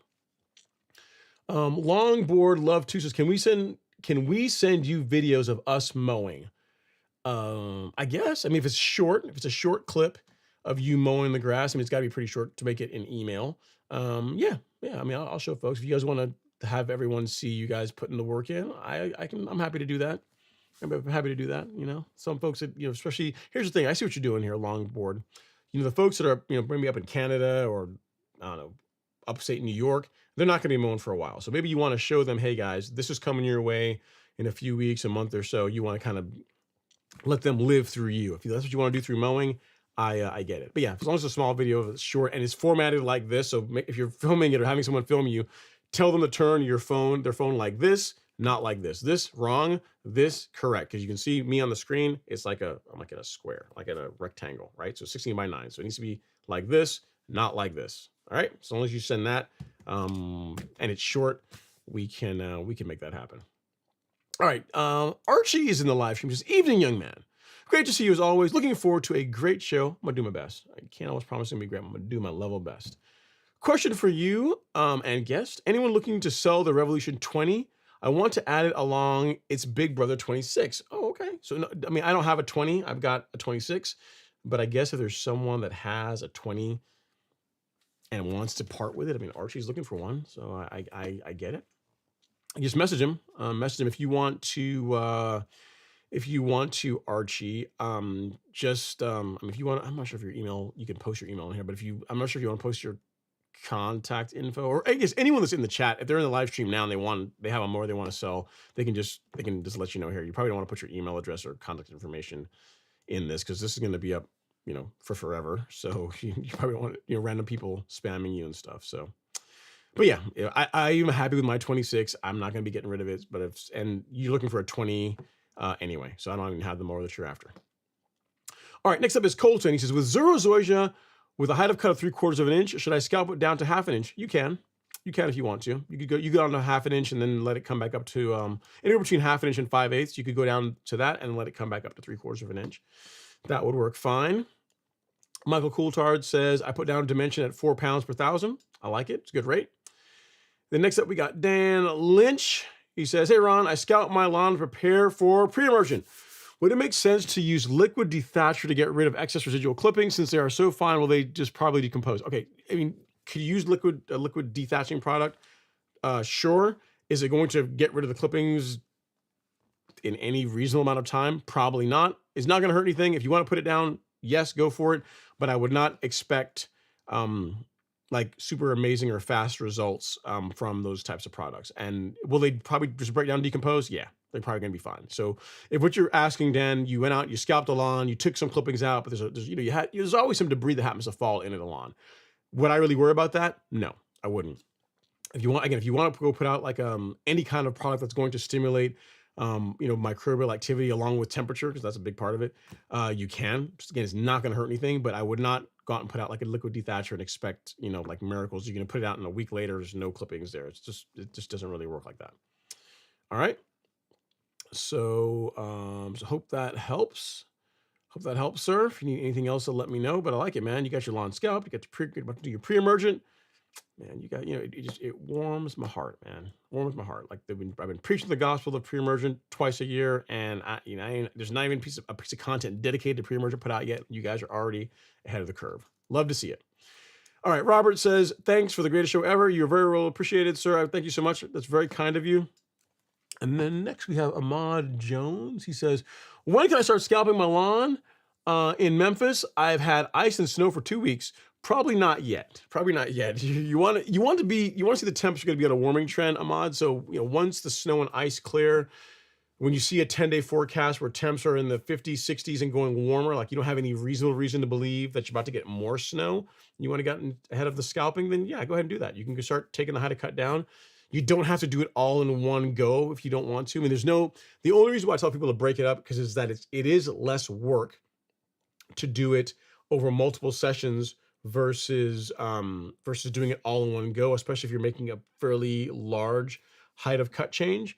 But yeah, I mean, I would wait until obviously there's no snow on the ground, no ice on the ground. The forecast does not say more snow and ice are coming. And ideally, the high temperatures for over the next 10 days and going forward are going to be in the 50s and 60s going warmer. That's what I would look for as an indicator to get out there and do your scalp. All right. So it won't be too much longer. Sorry that you're dealing with all the snow and ice and all that fun stuff in your lawn. I'm sure it made for some pretty pictures. But again, just give it a couple of weeks and then you should be good to go as far as getting ahead of the game with your scalp and other practices. All right. Tech Savvy's up next. Says, hey, Ron, I'm planning on removing a tree in my front lawn and replacing it with grass. The tree was planted 2 years ago. Should I mix in sand to help it prevent it from sinking? No, not necessarily. What I would do is this: if you're going to remove the tree, I would just get like fill dirt and topsoil and apply that first, and then and compact it. Like try and get it settled as much as you can. There's still going to be some settling afterwards, And then once you've done that, you've got it leveled as well as you think you can. So you remove the tree, take all the roots, stump all that out with it, some fill dirt, some topsoil, like roll it, step on it, water it, just do everything you can to get it to settle as much as possible. And then I guess you're putting sod on top of it. Still plan at some point this year. Where in the country are you? You didn't say. That at some point during the season, you're going to be doing a top dress to kind of even out and blend where that tree was with the existing lawn. That is how I would go about it. I would not go out there and put tons of sand in that one area. I would do fill dirt, topsoil, get it settled really well. And then whenever you decide you're going to do your top dressing, that is when I would do a sand compost or a sand topsoil blend to do the blending work of making where that tree used to be kind of contour nicely into your existing lawn. That's how I would go about it. All right. Great question. I mean, it's a good job, I guess, on getting rid of the tree. If it's because I mean, trees are nice. I mean, they're just big plants, right? But unfortunately, they don't play well with most grasses. It's kind of like you have to kind of decide: do you want like a nice lawn or do you want a tree? Because they tend to not, unless you've done a lot of planning to kind of groom the tree to grow in such a way that the canopy's up nice and high to where the grass still gets plenty of sunlight. It tends to be a problem eventually. All right, next up is Dan Lynch. He says, by the way, I got the vast majority of the clippings off completely. Yeah, I really wouldn't worry about it, Dan. If you want to go out and apply, I mean, really anything that stimulates microbial activity, like a good example, if you were to go look at, let me see, if we go over here to Miramichi Green, these products, if you were to go out and look at the carbon kit, which has got kelp in it, got biospectrum in it, like that helps stimulate microbial activity. And the Release Zero products or 901C products also is going to do the same thing. You'll notice that we don't market these as liquid dethatchers because I mean, in not saying that they don't help with accelerating thatch breakdown, but the way that most liquid dethatchers products are marketed, or liquid aeration products are marketed, in my opinion, is somewhat disingenuous. So it's not like they don't work as well or as fast as people are led to believe that they work, right? I mean, is there any negative to it? No. But is it going to be like, does liquid dethatching or liquid aeration replace core aeration? No, it's just like, it's literally just not as good. It's not even really in the same universe. And the way you can know that is if you could get like a product in a bottle that were as good as core aeration, golf courses and other professional turf would be using it, but they don't do that because it's not as good. So that's, so yeah, I mean, I personally wouldn't worry about it unless you're planning to get out there and spray anyway. If you're going to be spraying the carbon kit, that really is all you need. That, and again, when we ever get temperature, that's going to really, because that's a big part of it too, right? Like you can go out and you can spray products that will stimulate microbial activity, but you also need temperature as well. Like the soil needs to be warmer for them to really work. That's why if you go out and you apply like organic fertilizers that rely largely on microbial activity to break down the fertilizer and then make it available to the plant. And they don't have like some of the benefits of this more synthetic fertilizers where the nitrogen is already in a form that's available for uptake. That's why those types of fertilizers typically don't work well until temperatures are warmer, because they rely more heavily on literally just the beneficial bugs and bacteria in the soil to break them down and convert them into a nitrate that the plant can use. So again, if you wanted to use one, you can. You're going to be applying the carbon kit. That would work as well too. But again, it's also the effectiveness of those products is also based on soil temperature. So I just want to let you know, if you're going to go do it, like, don't expect miracles is what I'm trying to say. Not going to hurt anything, but don't expect miracles. Okay, next up is Tech Savvy. He says, I'll be expanding part of my flower bed and using that grass to install in an area where the tree was. Okay. Okay, I got you. Okay, cool. You know what? This is perfect. So you're going to take existing sod. So you're making your flower bed bigger. You're going to cut out the existing sod, extend the flower bed into where the sod used to be, and take that sod and put it where the tree was. Love it. Love it. You know why? Because you are absolutely sure that it's going to match. So really nice. The only thing you really got to worry about, Tech Savvy, is, and you want to make sure of this, is do a good job, as good as you can, of compacting when you pull the tree out, you pull the roots out, you put fill dirt or topsoil, whatever you're gonna be using in there, like compact it, water it, let it settle. Do a couple of rounds of that and then lay the sod. You know what I mean? Because it's still going to settle some even after doing that. So just don't just lightly throw the dirt in there and be like, oh, that's good enough, and throw the sod on top of it. You're gonna end up with like a more of a sinkhole or depression than you want to deal with. You know what I mean? So just I would err on making it level, even if it's maybe quarter, maybe a little bit half inch higher than the surrounding area. That would be okay too, because it is going to settle over time. So just something to keep in mind. But you're doing it exactly right, man. You're using the existing lawn, the existing sod from the same lawn to fill the area where the tree used to be. It's going to come out really nice, really really nice. Nice work. Next up is Jason D. Carney. He says, "What's the best way to get rid of excessive phosphorus? I have extreme levels of phosphorus 2 years in a row per my soil test. What are the implications of having said issue? Thank you, sir." So there's not an easy way, Jason, to remove or to lower phosphorus levels in a vacuum. So in other words, there's not an easy way to just remove only phosphorus out of the soil. What I would tell you to do is just to not add more. So if you're using a granular fertilizer, you're going to want fertilizers that are like a 1608 or a 12024 or a number 0 other number. You're going to want to avoid granular fertilizers with phosphorus in them. That's going to be really your best bet. I mean, having higher phosphorus levels, I mean, not like I'm not sure how excessively high they really are, but having high phosphorus levels, I mean, not great like having any nutrient level being really high, but it's just like phosphorus tends to be less mobile in the soil compared to nitrogen and potassium. The best bet I would tell you is just to not add more. Like if you were to go out and mow your lawn, bag your clippings, and then take those clippings out of the lawn, so you stop mulching your clippings back into the lawn. That is a way to slowly lower nutrient levels over time, but it's not going to only do phosphorus. It's going to lower everything. So that's why in general, I just tell people just don't add more is really going to be your best bet. There's not really a way to get rid of like phosphorus in a vacuum. The good thing is that's you've already got phosphorus. It's likely going to be there for a while. You already got plenty of it built up. So now all you need are like a humic mass, like a 1608 or a fertilizer without phosphorus to feed your lawn. I really wouldn't worry about it too much. Just don't add more. Don't add to the problem is what I would tell you. All right. Good question. And what you're dealing with is not uncommon. But again, unfortunately, there's not really an easy way to lower phosphorus in a vacuum. It's like folks that will send soil test samples in. And they're like in Texas. Like a lot of those folks, if you look at their soil test results, they'll have like really, really high calcium levels. There's not really an easy way to do that. It's just like a characteristic of the soil in that part of the country. Typically a lot of folks in like San Antonio area will have like really high calcium. There's not a whole lot you can do about it. You have that data. I just wouldn't go out and put out products or fertilizers that are materially increasing calcium levels, because you already got plenty of it. All right. All right, ATO21 says, "Hey Ron, my Dorma Bermuda is so thick," like THICCCCC, thick like that. "Is there any harm to verticutting before scalping?" Nope, just more work.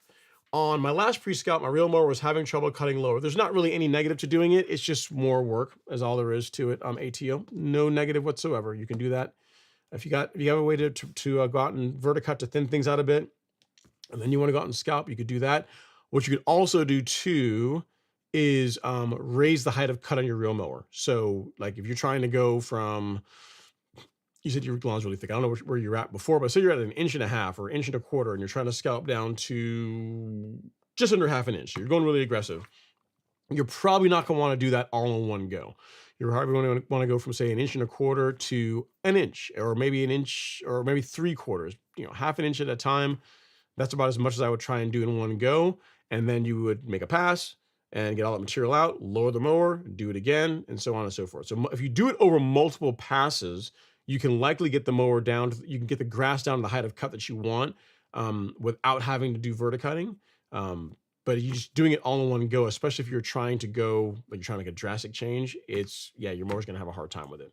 But to answer your question, there's no negative to you verticutting to thin the lawn out some and then going back afterwards and scalping. No negative at all, other than just your time and work involved in doing that. All right.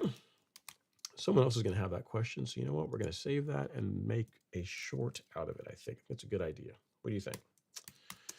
You nod your head? You agree? Okay. All right, Jason's up next. He says, could you please go over T-jet and flood jet again? Which one is for what? I can, and I will. All right, so there are two nozzles, in my opinion, that you need to rule them all when it comes to your product applications on your lawn. You have, what do you ask about first? You have the foliar spray. This is the 1000, I think it's 1004, BS 1004.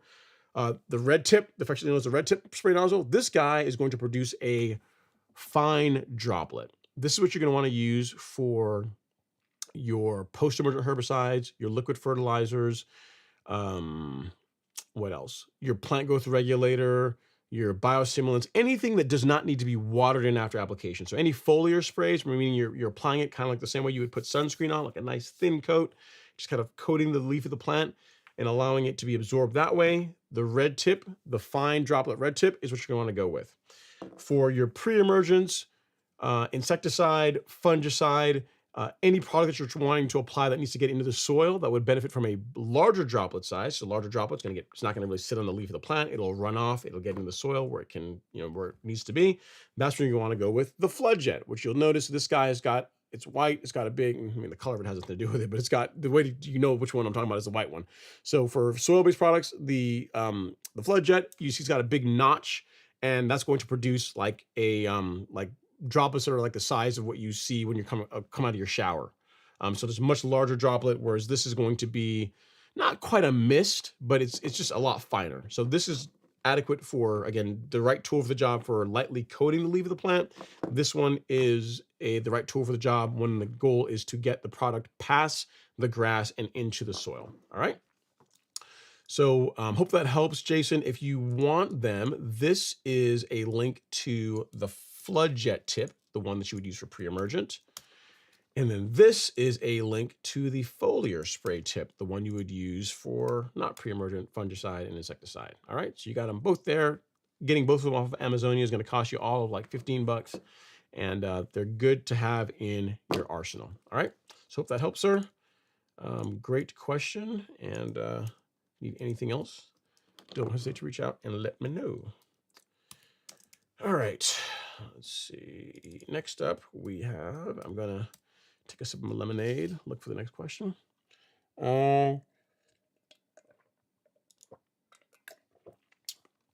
Professor Tro says, I wouldn't do that to that Honda. Yeah, I'm kind of with him. I mean, the HRX is a nice mower. I think he's talking about like lowering, like using it to scalp. And also lowering the blade using like washers. I mean, the HRX is a nice mower. I don't know if you can buy them anymore. I'm not sure if Honda still makes like the old school HRX. But yeah, if you got someone here chiming in saying, yeah, if you're gonna do it, like get like a beater mower or something. But don't use like your nice mower to do that. But yeah. Brett Cleveland says, I put down 12,000 square feet. That's a lot. You're talking about grass? It's a lot of grass, man. A lot of sod. All right, next up is Jay Rose. He says, wanted to say hi, busy with projects. Concrete is poured, tree stump mostly removed. You talking about concrete and you're moving tree stump? Man, what are you doing, Jay? Trenching, irrigation rework, and then tilling and amending. Went to Tiff Top Sod Farm today. We'll send pics for next week. Okay. Sounds like you are busy, man. You're pouring concrete, you're doing trenching, you're doing irrigation, taking out trees. Goodness gracious. You're not messing around. Next up, we got Archie. He says, yes, you can get leveling in South Carolina. Currently $35 off the big yellow bags. Pretty nice incentive. Very cool. And then Jay says, I also took delivery of my first real mower. Before we read, we will clap, give you some clap for that. Congrats on the new equipment. Excited about the progress. Really want to dial in the grading. The sod farm suggested to try to get flush to the concrete, if anything lower, because you can build up. Thoughts? Thank you. Okay, I respectfully disagree. I would go even or slightly, if anything, slightly higher. Slightly higher. And here's why. I mean, you don't want to be way up higher, but slightly higher. Because say this is your soil test kit, is your driveway or whatever, what do you say? So you got concrete, so I guess your driveway, right? And this is your lawn. So lawn, driveway. If you set the lawn If it's even, then for the most part, happy days. I mean, you still got to be careful when you're mowing to not nick the reel or have it catch concrete and cause damage. If it's even, if it's just a little bit higher, when I say a little bit higher, not much, a skosh, like we're talking about like half an inch higher, just like that much. What that gets you is you can now run the reel. You can, for the most part, the reel is going to be on the lawn, but you can kind of hang the reel off. It'll kind of like ride off the lawn and just kind of float above the surface of the concrete. It's going to make the cut that you get there better. Now, that's what I've got on my lawn. I mean, I think personally that produces a better result. So even, or just this is your grass, or just slightly higher is the way that I would go. Other reasons why you'd want to do this, in my opinion, why even or slightly higher is better. If it's slightly higher, when it rains, which it will, and you have water running off your lawn, it's going to run off the lawn and onto the driveway, which is a good thing, right? Runs, gets on the driveway and kind of goes off and goes wherever water goes when it's on the driveway. If we do the opposite, where it's below, now look what problem we have. Right here, like right in here, where your lawn is lower, you got all that rainfall, you got all that water now from the driveway and also all the water that's from the lawn, that's gonna pool right in here. You're gonna have thin grass, you're gonna have more issues with the disease here. Not also to mention that when it comes to just taking care of the lawn, the part of the lawn that's of the grass that's right up against the concrete, your reel mower is not gonna be able to get right up to it. So you're gonna have to get like a set of rotary scissors. It's just, in general, it's just a pain in the neck. It's just more like there's negatives from a standpoint of drainage, and there's negatives from a standpoint of just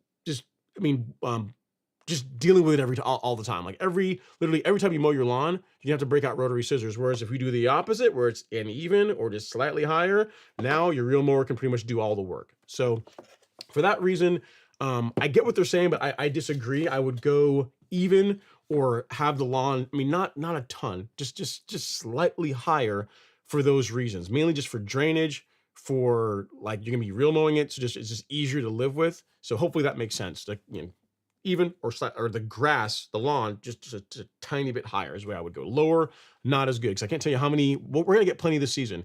Every year on the show at some point, someone's going to send me a picture of their lawn. They'll be like, yeah, man, I got all kinds of problems, disease problems here. And, the grass is really thin here.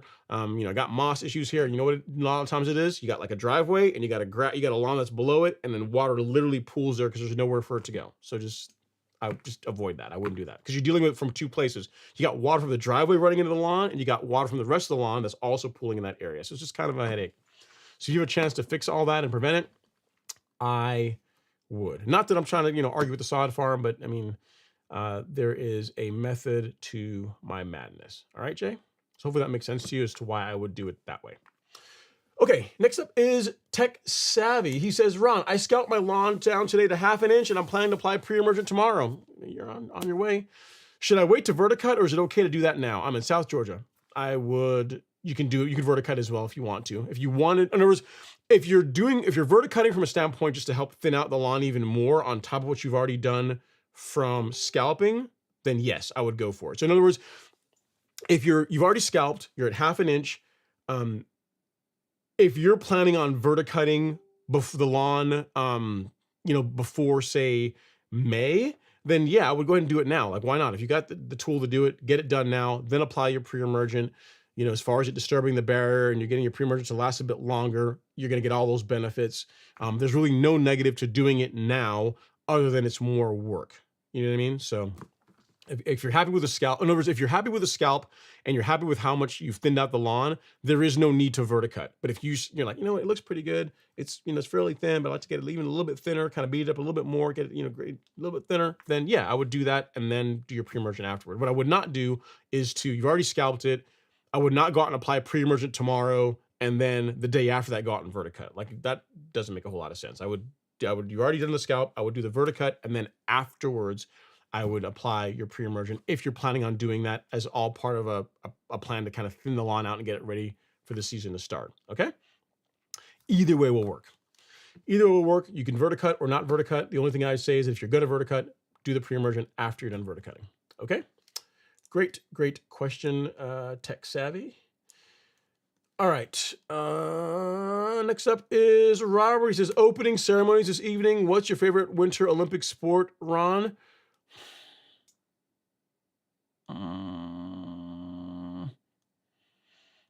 I mean, I'm from the Caribbean, man, so we don't like snow's not really a thing. I don't really get it that much.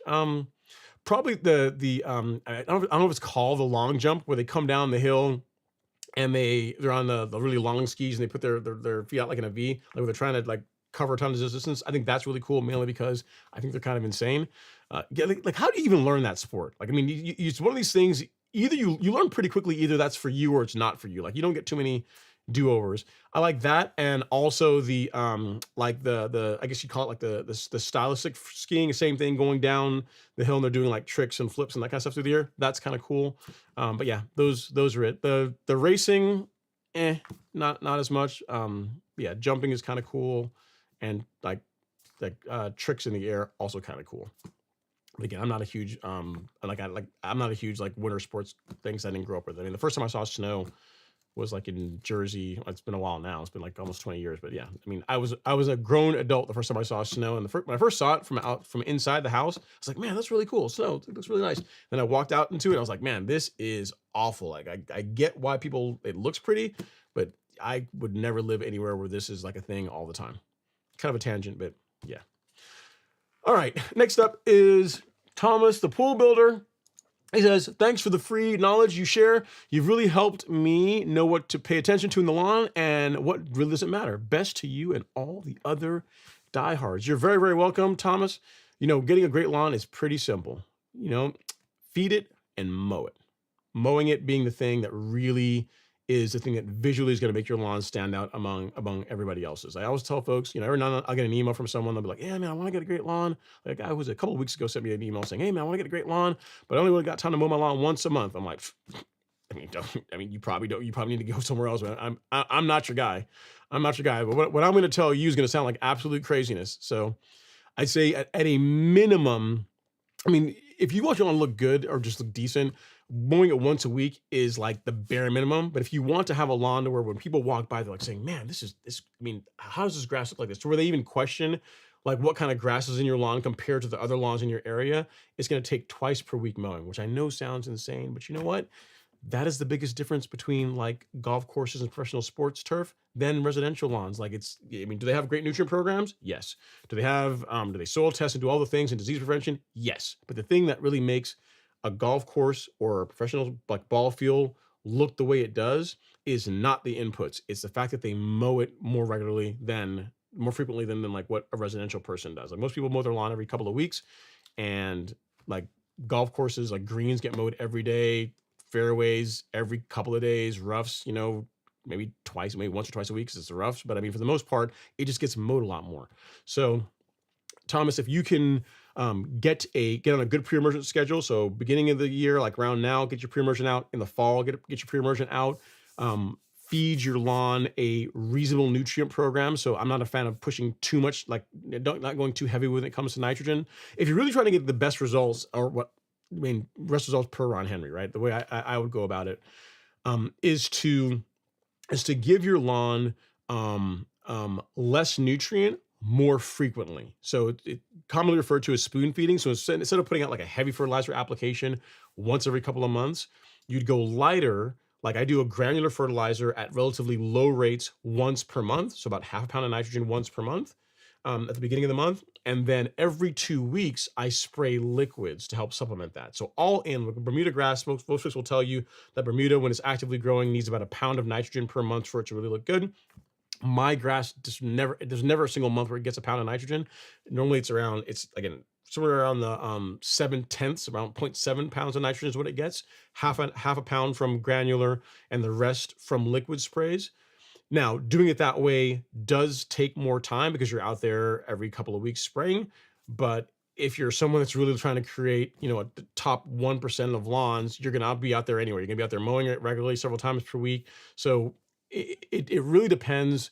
Like your approach to lawn care really depends on what you're looking to get out of it. If you're trying to get turf that looks like a professional sports field, you're going to be doing practices on the schedule and that professional turf does. You can't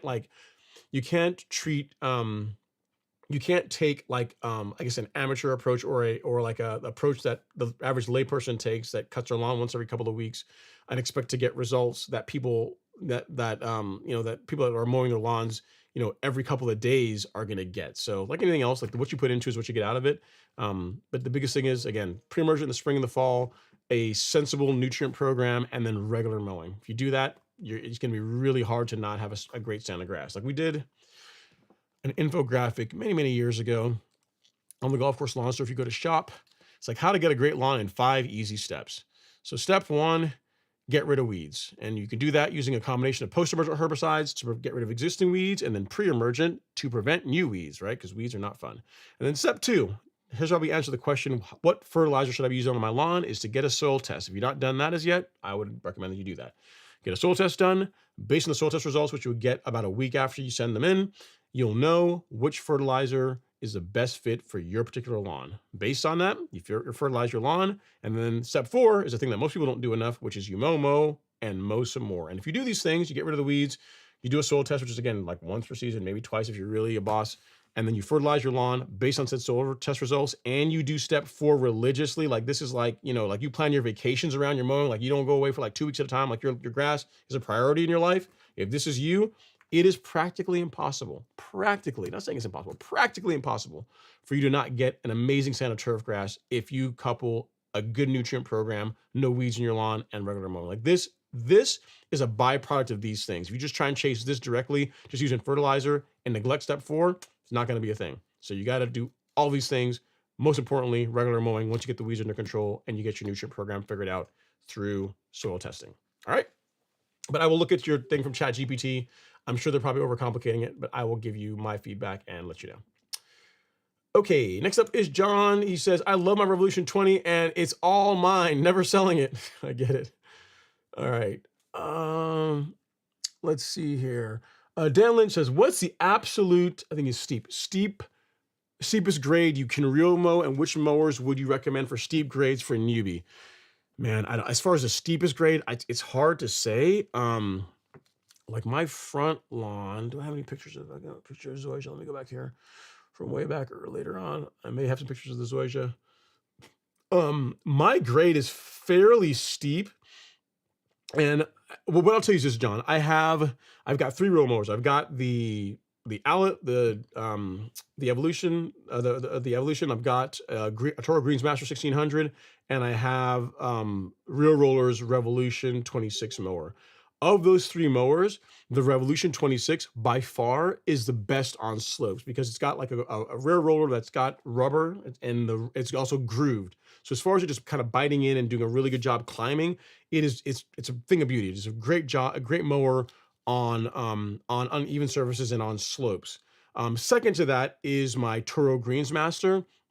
Also works well on slopes, not as good as the Revolution. And then like in distant third place, like really shouldn't even be in the contest, is the Owlet. Like that thing, it's because it's just so heavy and unwieldy.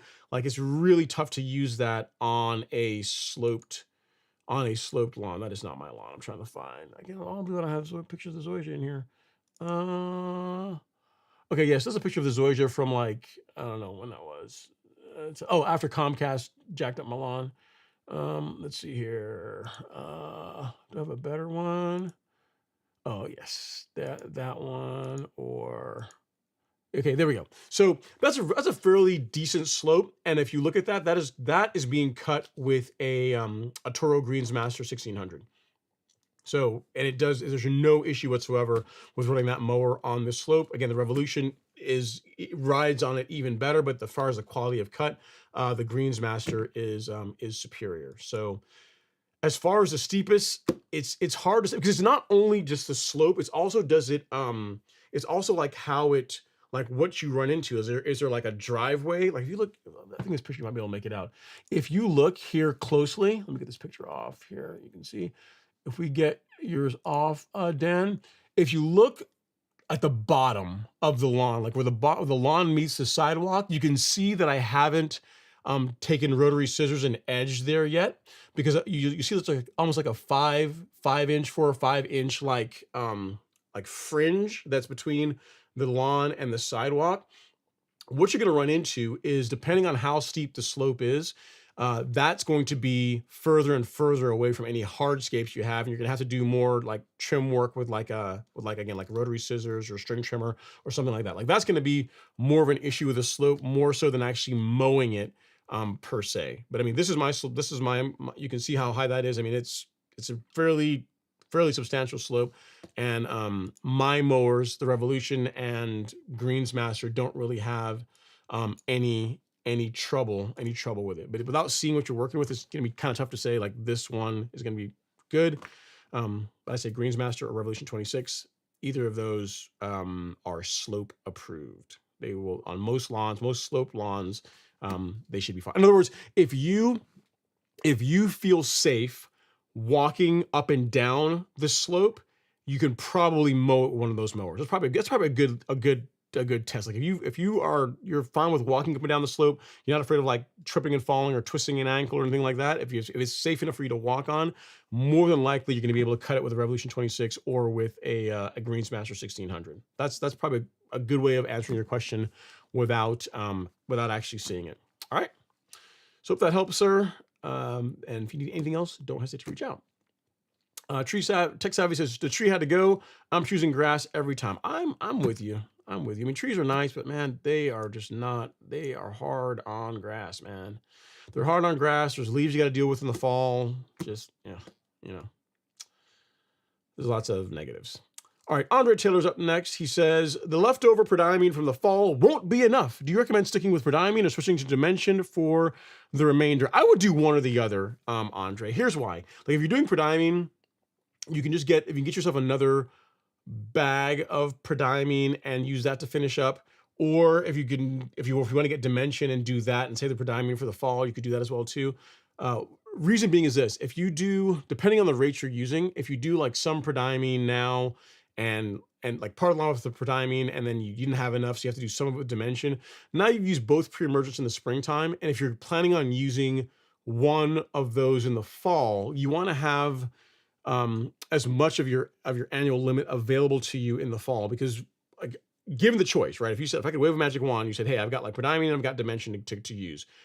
Personally, I would go with the dimension now and use the prodiamine in the fall, because from what I've seen, and again, tons of customers and feedback from tons of viewers, is that you can get a single application of pre-emergent in the spring for most people tends to work pretty well. In the fall, a single application of prodiamine is not normally enough to get you the extension of coverage you need to keep Poa annua out of your lawn. So given the choice, I would do dimension now and then save the prodiamine for an application in late August, early September, and another one in December. Like that's going to be like that's going to produce, in my opinion, the best result versus using like some prodiamine now, some dimension on the lawn now, and now that means you're not going to be able to use as much prodiamine in the fall. So just I'd pick one or the other. That's what I would do. I'd do one or the other in the spring, and then one or the other in the fall.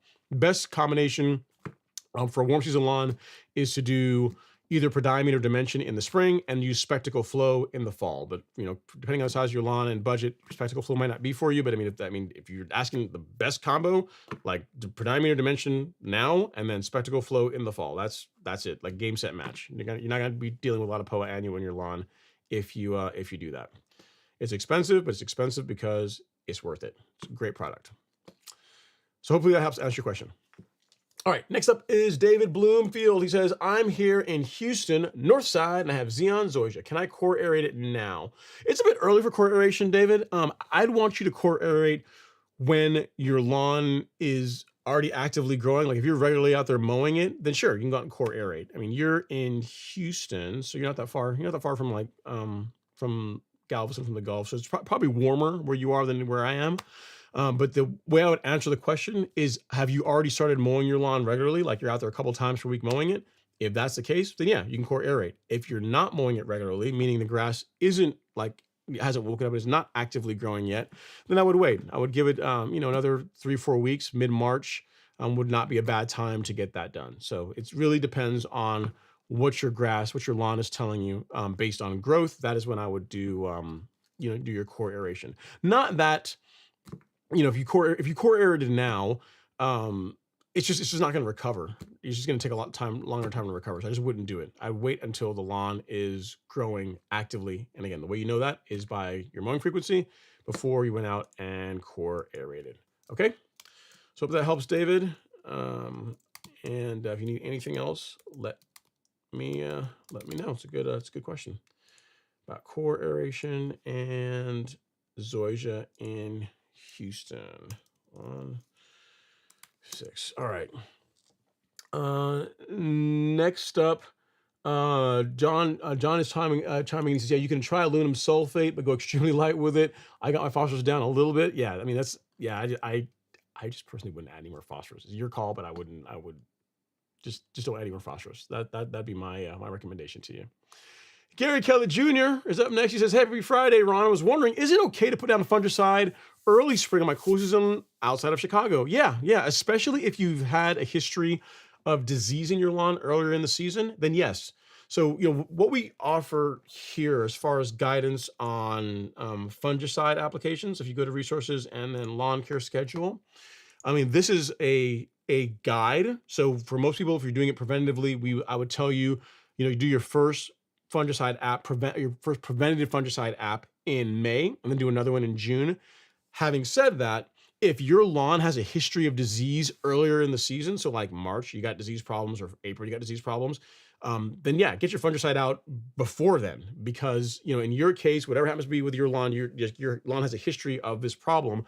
You want, like in my opinion, fungicides are best used preventatively to help to help prevent the problem from even manifesting itself in the first place, versus trying to deal with the problem after the fact. Like fungicides work better, and most people are happier when they use them preventatively versus curative in nature. Okay. So the way I would answer your question, to Gary, is if you have a history in your lawn of disease earlier in the season, yes, I would get your fungicide out earlier. I would do that. All right. Okay. Next up, you said, reason I asked is that it seems like I put it down too late before the high temps hit. Yes, again, I mean, it's not so much temperature, but I mean, in other words, if you're telling me that, in Chicago, Chicago is still pretty cool right now, but I mean, if you're telling me that, hey, my lawn for the last couple of years, every time, man, like mid-March rolls around, I got disease starting to come into my lawn or whatever, then yeah, maybe in your case, get your fungicide application out like the first part of March or late February, get it out a couple of weeks before, where historically you've seen disease issues in your lawn. That would make a lot of sense.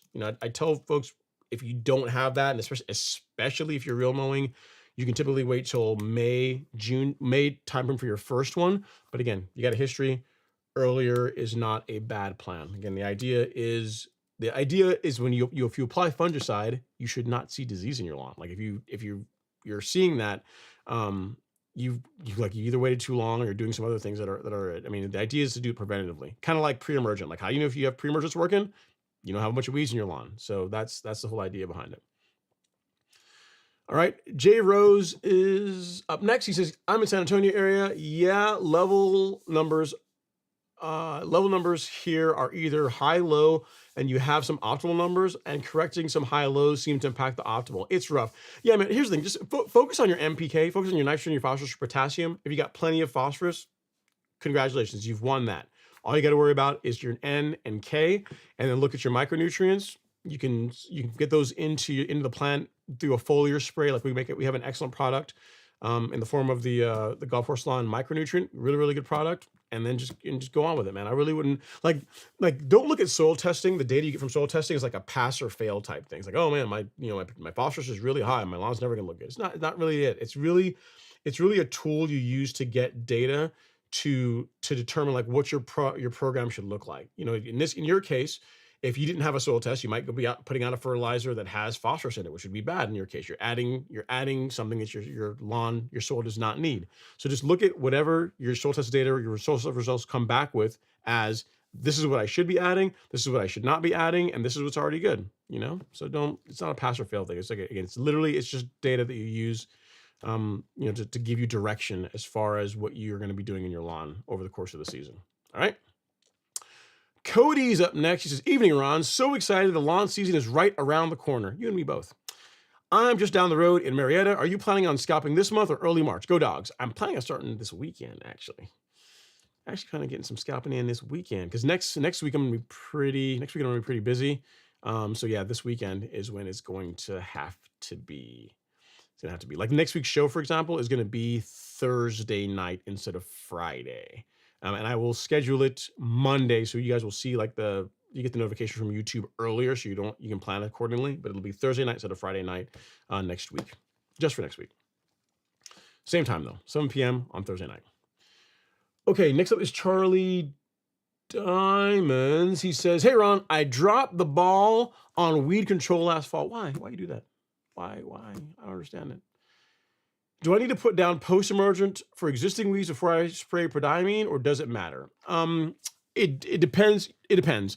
If the weeds, like most of the weeds that you're seeing now that are cool season weeds, eventually will die off when it gets hotter. If they are really bugging you and they're kind of an eyesore and you don't want to look at them, then yeah, a post-emergent herbicide you could absolutely use. Do you have to do that before you apply prodiamine? No. Like your prodiamine app and your post-emergent herbicide app are not connected. You could do them literally on the same day. There's people that actually mix them. They'll put out prodiamine and they'll put like some Celsius and Certainty in the tank along with it and spray it all at once. Like that is also an option as well too. So to answer your question, no, you don't have to eliminate one before you do the other. And whether or not you want to get rid of the existing weeds in your lawn is really like how much do they really bother you. And if they do, post-emergent herbicides and pre-emergent. That's how you would go about it. One is not required before the other.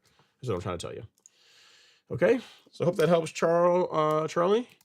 And next fall, I know it. We're gonna get our pre-emergent done. I know you dropped the ball this last fall. You know it happens. Happens to the best of us.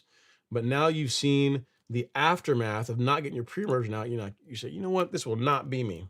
Never again will I be in February and looking at weeds in my lawn when I could have prevented it with pre-emergent. Jay Rose says, I knew you would like to see the sod higher. Wanted to see your take again. And I do have the scissors. It's your call, man. I mean, if you have the time to do the rotary scissors, I mean, you can, but I mean, from having it below the driveway, I do not like because it also, drainage issues too. There's also that, like water just will tend to pool there because it's coming from two sources. One, the lawn itself, it depends on how the concrete and the lawn, like how they meet. Like if you're, like here's a scenario where having it lower would not be bad. Let's say we'll revisit this again. Let's say this is your driveway and this is your lawn and the driveway is like nice and, level, and right from the driveway, the lawn like slopes away from it like this, then it doesn't really matter. Then having it a little bit lower really wouldn't matter because there's practically no issues with water pooling there. You still got to use the rotary scissors to cut this area, this section, but as far as like drainage, not really going to be an issue. But I'm telling you, if it's even and this is lower, water is going to be coming from the driveway and getting in pooling there, and also water from the lawn can also pool there. So it's just, again, your call. I mean, I'm not saying it's got to be super high. Like I wouldn't even do, like this is too much. I wouldn't even say this much. A quarter an inch, half an inch just above it. Just it's visually, if you look at it, you're not going to say, oh man, the sod looks way higher than the driveway. But lower, I've seen lead to more problems than the alternate. So having it even or slightly higher is the way I would go. Lower, I personally am not a fan of. He did say it cuts at 1/2 to 1 inch. So that variant had me concerned. Thanks as always. Okay. So the sod you're looking at is to cut it at 1/2 inch to 1 inch. Okay. Just a changing answer. I would still have the sod, the lawn slightly higher. Just for me, again, do what you want. But I think slightly higher. He says, sorry, he says the soil. Oh, it says the soil that comes with the sod varies 1/2 inch to 1 inch. Oh, okay. Just go even then. Go even. Go even. Like just go even. Well, it could vary. I don't know, man. Just look. Whenever you're laying it, it can vary. Just whichever sod you're laying towards, like near the concrete, just make sure that's as uniform as possible. So if you get a piece of saw that's like, an inch, like, half an inch is like really low, and you got like everything else, the pieces you're using that are even, like just try and get saw that's more uniform to use that what butts up against the concrete. Like out in the middle of the yard, it can vary up and down. It doesn't really matter. Like you can fix that with like some light top dressing. If you're real mowing, like you can correct, it'll kind of even out. But whatever's coming up against the driveway, try and get that as even as you can. That would be my suggestion. All right. Next up is Jose. He says, after hearing everyone is scalping their yards, I'm gonna need to start scalp mine as well. It's not a bad thing. It's not strictly necessary, Jose, but there are benefits to scalping. Like as far as like just cleaning debris out of the lawn, giving it a fresh start for the season. And again, this is only for warm season grass. If you guys have a cool season lawn, do not listen to this part of it. It does not apply to you. This is not for you. But as far as benefits, you're getting rid of like all that old debris, all that old dormant grass, getting it out. You're allowing more heat and sunlight to get to the soil. So in general, a lawn that's been scalped, it tends to come out of dormancy a few weeks earlier than a lawn that is not. So there's a lot of benefits to it. I mean, it's just a nice reset to begin the season. Is it strictly necessary? No. But are there benefits? Yes. And because like most people that kind of watch a live stream about grass on a Friday night are probably pretty competitive about their lawns, and they want to have like every advantage, and they want their lawn to be green before everyone else's lawn. Scalping, if you have a warm season lawn, is a way to help accelerate that process, along with other benefits. So yes, I would do it if you have the time to do it. All right, next up is Tom. He says, during the growing season, I'm mowing 2 to 3 times per week. It's good, not great. That's good, man. 2 to 3 times a week is fine. That's gonna be enough. I mean, you get into the like, depending on the height of cut, you get into like the hotter times of year, like June through early August. You're going to probably be more on that 3 times per week, unless you're using plant growth regulator. But yeah, I mean, 2 to 3 times a week is plenty. That's going to be enough to get a great looking lawn. Again, especially if you're using plant growth regulator and your height of cut is, sensible. Like you're keeping it at like 3/4 of an inch. 2 to 3 times a week is going to be just fine. It's when you start getting below like half an inch and lower is when real mowing begins to become more like a job, especially in the summertime.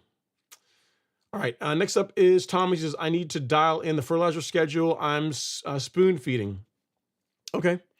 Yeah, so we've got content on that. I mean, we've got content on that. I've got there's a video, believe it or not, Thomas, on this very topic from last year, where I talk about, I give rates. I tell you, hey, if you want to see what Ron's gonna be doing on his lawn this year and has done for years, and what folks are gonna be doing on their lawns, just follow this video, because it tells you, like, on the first of the month, this is what I do. In the middle of the month, this is what I do. And these are the rates that I use to do it. So if you're interested in that, this is the video you're going to want to watch.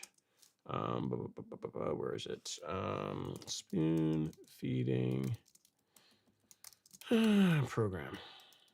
There you go. So check that out. That should get you all squared away. You said you apply at bag rate every 4 to 6 weeks. Yeah, so it depends. If all you're doing is granular fertilizer, then that can work. If you are doing a spoon feeding program that's a combination of granular and liquid, you're going to want to more than likely, you're going to want to back the rate of the granular down a little bit, so that you still have room for the foliar sprays. So it depends on how nerdy you want to be about this. Can you get a good result just doing granular fertilizer once a month? Yes. Will you get a better result if you do like a granular fertilizer and liquids at lower rates, or like spoon feeding? Yes. The color is going to be more better. The growth is going to be more consistent.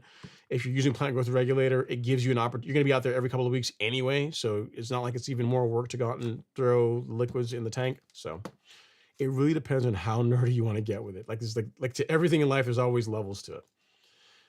All right. Next up is John. He says, Ron, you got beautiful grass. That grass is sexy. I try, man. I enjoy working on it. I enjoy it. Gary Kelly says, Ron, I'm constantly spot seeding in the backyard every spring, but not the front yard. Is it okay to throw down prodiamine in the front yard and skip the backyard? Yes. If you're not wherever you're going to plant grass seed, you do not want to use pre-emergent if you want to get the best results with germination for your grass seed. So yes, if the front lawn is fine, I would do pre-emergent there. If you're planning to do some seeding in the back lawn, I would not apply pre-emergent there. I would not. It will negatively impact. Yeah, it'll stunt the growth. Which your question is, will it negatively impact the growth? Yes, very likely that it will do that. All right. Let's see here. MF Tyler says, "Hey Ron, I moved recently and left behind my beloved Xeon, and now I have common Bermuda. That's a big change. That's a very big change. Should I replace it, or can I make the common look good and stripe well? As Xeon, no. I mean, it's common Bermuda is not going to, in my opinion, it's not going to stripe as well as Xeon's. Like I've got hybrid, which you could argue looks better than common Bermuda, and my hybrid Bermuda does not stripe as well as Xeon Zoysia. So it depends on how picky you are. Like if you're gonna, in other words, if you have the common and you're asking me, should I replace the common? If Zoysia, the Xeon Zoysia is the standard that you have, is it going to look better? Yes. You're not going to be able to make the common Bermuda look as good as the Xeon. Like color wise, common Bermuda tends to be a bit lighter. You didn't ask about the color. I mean, you already know this, but Xeon has like this emerald, like it's green, but it has like a nice, like an emerald hue to it. And it definitely stripes and whole stripes better than Bermuda does. So it depends. What you might do, Tyler, is you could wait and see. I mean, you could wait until, I mean, you still got plenty of time this year to change it if you wanted to.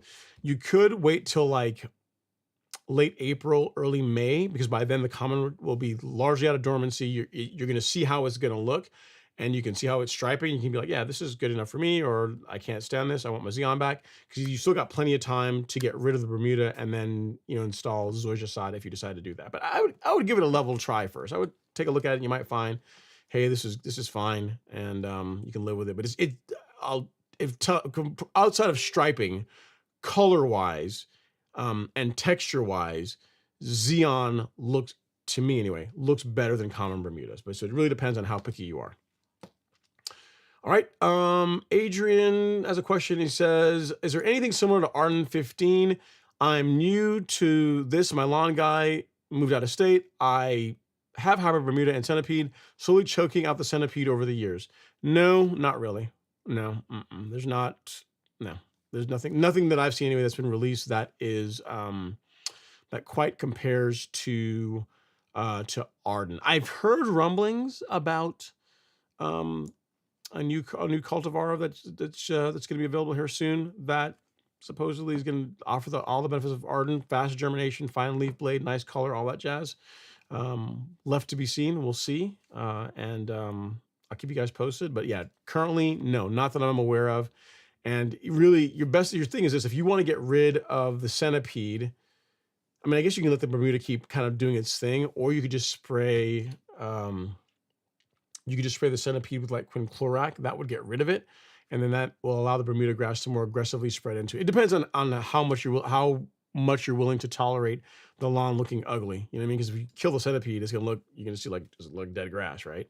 So it just depends. If you're fine with it, just taking its sweet time and over the years slowly making its way in, and when the Bermuda has largely moved throughout the entire lawn with just some spots of centipede here and there, then maybe you want to use quinclorac to get rid of the remaining centipede. Just really depends on which way you want to go. But to answer your question, no, there's not really a replacement for Arden 15 that I'm aware of as yet. Gavin Moore says, hey, Ron, happy Friday. What type of music do you listen to while cutting your grass? It varies, man. I listen to a bit of everything. Anything from, I don't know, I listen to everything, man. Anything from, there was like 2 years ago, I was like on a James Brown kick, and I listened to a ton of James Brown for whatever reason. I was listening to all his music over and over and over again. Just that's when I was mowing. Sometimes I'm out there and I'm listening to a podcast when I'm out mowing. Every now and then I'll put like Jimmy on, like some Hendrix or Stevie Ray Vaughan. All that. It just depends. I listen to everything. Sometimes reggae. If I want to listen to some music, I listen to a bit of everything. I don't listen to classical music when I'm mowing, but like pretty much anything else is game. Like my dad is like a huge jazz, like loves jazz, so I listened to a lot of jazz growing up, so I had an appreciation for that. So I can appreciate most sometimes Rob Zombie, like some metal. I can listen to that. So yeah, this depends. My playlist is not like only one music type. It's a bit of everything. Sometimes I'll put on like Johnny Lawrence's mix. Like there's a lot of like Motley Crue and rock. So it just depends. It varies. A lot of times it's a podcast is what I'm listening to. But music just depends. It varies.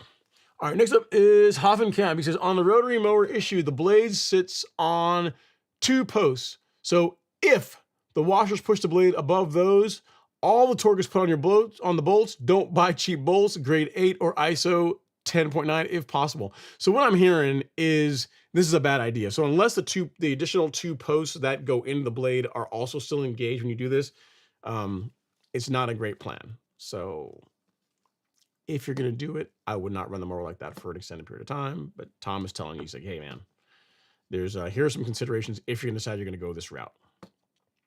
And the next up is Tom again. Tom Hoffenkamp. He says, hello, Ron. Hope you are warm and toasty. Weather reference? Kind of. Fair to Midland. It's going to be cool this weekend, but then warmer. The metronome of my lawn life is Friday. How did that happen? Pre-emergent is down. Love to hear that. Dithiopare is down at 4.25 pounds per 1,000. Good work. I like it. I like it. Randy Velarde says, did I hear it's better to apply dimension over prodiamine now? It's either one can work well. Either one will work well. For the spring, given the choice, let's say you only have prodiamine and dimension to work with. Given the choice, I'm a fan of using dimension in the spring and prodiamine in the fall. The reason being is that dimension has, as far as control against one of the weeds that we really try to keep out of our lawns during the spring and summer months, which is crabgrass, it is better against crabgrass than prodiamine in the sense that it is very good preventatively, and it can also control young crabgrass. That leaves your prodiamine for the fall, to where you can use that for multiple applications for keeping, like, your henbit and clover and as much as you can poa annua out of your lawn. So either one of them can work. If you got prodiamine, you got a bag of prodiamine laying around, feel free to use that. There's no negative to doing that. Like, I've done prodiamine in the spring more than I've done dimension. But given the choice between the two, I like dimension for springtime more so than prodiamine. And then if your budget permits and you have a warm season lawn, Spectacle Flow is what I would use in the fall. So either one will work, Randy. Given the choice between the two, like they're both going to produce excellent results. The only mistake would be not applying pre-emergent. I mean, whether you choose between prodiamine or dimension, in my opinion, in the springtime has a slight edge, but it's like the bigger mistake most people make is they don't do anything. So just pick one and go with it. Like dimensions are like a $5-10 more expensive than prodiamine. So a little bit more expensive, but you get more benefits with it, especially in the springtime. Okay. So don't get too, don't let paralysis analysis get to you. Just pick one and apply. That's what I would do. All right. Hoffenkamp Happy says, I'll tell you how it happened. My self-conscious stress is too high if apps are not done before the show. All right. I'll take that, Tom. I get it. I appreciate you. Next up is M. Phillips. He says, hey, Ron, I usually get some spring dead spot in the spring. When would I spray fungicide before it shows up? Bermuda, Southwest Missouri. Yeah, so the time to really prevent spring dead spot, Phillips, is in the fall. So in the months of October and November is when I would recommend for most people to get out a preventative fungicide app. That paired with lowering your nitrogen inputs in the fall. So the mistake that people make in the fall is when lawns are beginning to go dormant, they're like, hey, I'm going to throw some more nitrogen at it. I'm going to throw a heavy application of N to try and keep the lawn green as long as possible. And that can work, but you also create conditions where spring dead spot can become a problem that you're not going to see until the spring. So now there's not much you're going to do, not a whole lot you can do about it. Really, again, the time to prevent it is really in the fall with fungicide apps, and also lowering the amount of N that you're putting into the soil in the fall months. So that's the news I would tell you. You know what I mean? I mean, if you didn't do, I mean, if you wanted to, if hey, I've always got an issue with spring dead spot in the springtime, if you wanted to get a fungicide app out now, assuming that the weather and conditions would permit, if you wanted to try that, you could. But most people have better results with fungicide apps preventing spring dead spot when they do it in the late fall. All right. Next up is Tech Savvy. He says, hey, Ron, are we close to getting a hint about the new products? Not yet. I will tell you that, look, what you have here, what is here, what is here is still very valid. This will be just fine. Like, the new stuff that's coming, you can think of it as it will augment. It will be like something you can use in addition. It'll be like it'll be a little more seasoning on top of this. Like what is here is still correct. It is still what I'm going to be doing. Like this still works. All right. So it's not like if I go get buy products now, in 2 months, he's gonna release some stuff and I'm gonna be like not gonna be like in the cool guys group. That's not the case. What's there is still gonna be good. If it weren't gonna be, I would tell you. Because otherwise you guys are gonna be mad at me later on in the year, and I don't want that. So it's not gonna really it is you are not hurting yourself by going ahead and getting your products now and getting all set for this season. It's not gonna be not a problem with doing that. All right, Thomas says, hi, I am 100% about it. Ask my wife. I cut at 7/8. That's cool, dude. I mean, here's the thing. Just under an inch is also a sensible height of cut. It's when you start getting into like, I always say, man, like 5/8 to 3/4 of an inch is like the Goldilocks. Like that's like the sweet spot, in my opinion, for real mowing most lawns, most residential lawns, because it's, you get like the benefits of like beautiful stripes. The lawn has a nice manicured look. And it's not like the mowing demands, especially when you get into the hotter times of year, don't become so high that real mowing starts to feel like work. Like you can go under half an inch. Like there's 1 year where my bench height was set at 0.45. So I was actually cutting a little bit lower than that. And the lawn genuinely looked like a fairway. Like you could take a golf ball and like chip it and it would roll out just like a fairway. And it looked really cool, but literally you had to mow it like every other day. I mean, it became just not fun, so unless that's you, I tell most people 3/4 of an inch is a sensible height of cut for a residential lawn. It's look awesome, and it's not going to be so demanding of your time. All right. Let's see. Jose says, my neighbor has been asking why I keep tearing up my yard since I started the golf course lawn program, pulling cores, fertilizing, pulling plugs for dead spots. It happens. And then Alan Mello says, yeah. Oh yeah, reggae. Yeah, man. Yep. Next up we have Nefats. He says soil temps are still in the mid 40s or mid to higher 40s here in Dallas Fort Worth. Debating on scalping now and then throwing down prodiamine. Got our second daughter due on the 18th. And I don't know if I should wait till my time off or do it before. Either way will work, man. 10 days is not going to make or break you. Another thing you may look at too is you may want to do it before the second daughter gets here. Because I mean, on the 18th, you can be busy with that, right? You're going to be, you got wife, you got baby, that might, you might not have as much time as you think to be able to get out there and put out prodiamine. So if you want to wait a little bit longer, I would probably do it before the baby arrives, because you're going to be probably busier than you expect whenever she does show up. So all the best, congrats ahead of time, and hopefully, I'm sure everything will go well. But yeah, I would go earlier. I'd do it before the baby gets here if it were me. Let's see here. Next up is TF Prime. Says, hey Ron, I got a bag of Spectacle G that was given to me. Is it good to use in the spring? If so, how much should I put down per 1,000? Can you use it in the spring? Yes. There's people that use Spectacle G or Spectacle Flow in the springtime, particularly when they're trying to prevent doveweed. You'd have to look at the rates on the bag. I don't know off the top of my head what the rates are for Spectacle G. It will be on the bag. Like the label on the bag will tell you. I just don't know off the top of my head, because we don't carry that product, because I think Spectacle Flow for what you're paying, like it's just a better value.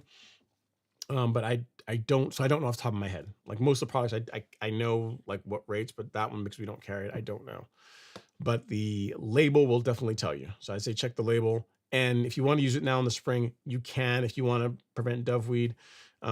Otherwise, I would probably save it for the fall. If it were me, I would use like prodiamine or dimension in the springtime, and then save the Spectacle for the fall, because in my opinion, it's a better choice for a fall pre-emergent. So, but it's up to you. Either way can work. And then our last comment of the evening, man, we went longer tonight. You can tell the season's starting to heat up, man. We're at 2.5 hours tonight. Normally it's been like, for the last couple of months, it's been like half an hour, 45 minutes. We broke the 2-hour mark. All right, Thomas, our last comment of the evening says, since the Phoenix, Arizona area is so far ahead of the rest of the country, I can't find a schedule that keeps me ahead of the need, not one I can trust.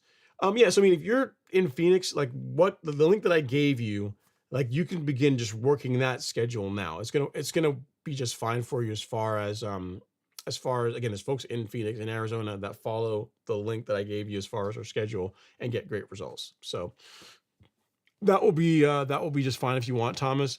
Again, if you don't have it, here is a link to what I'm referring to. Lawn care schedule.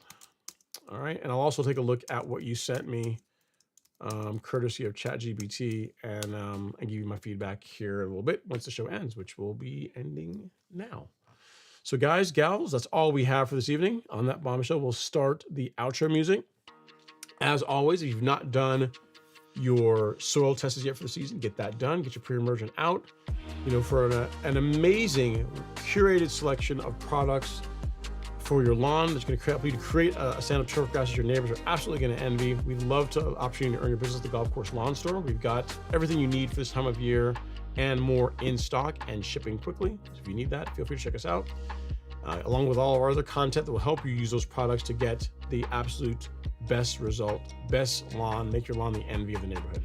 Thanks again so much. Again, next week's show will be Thursday night instead of Friday at 7 p.m. Eastern. I will schedule the show ahead of time, likely on Monday, so you guys have plenty of time. But again, Thursday night next week, 7 p.m. Eastern. We'll see you guys then.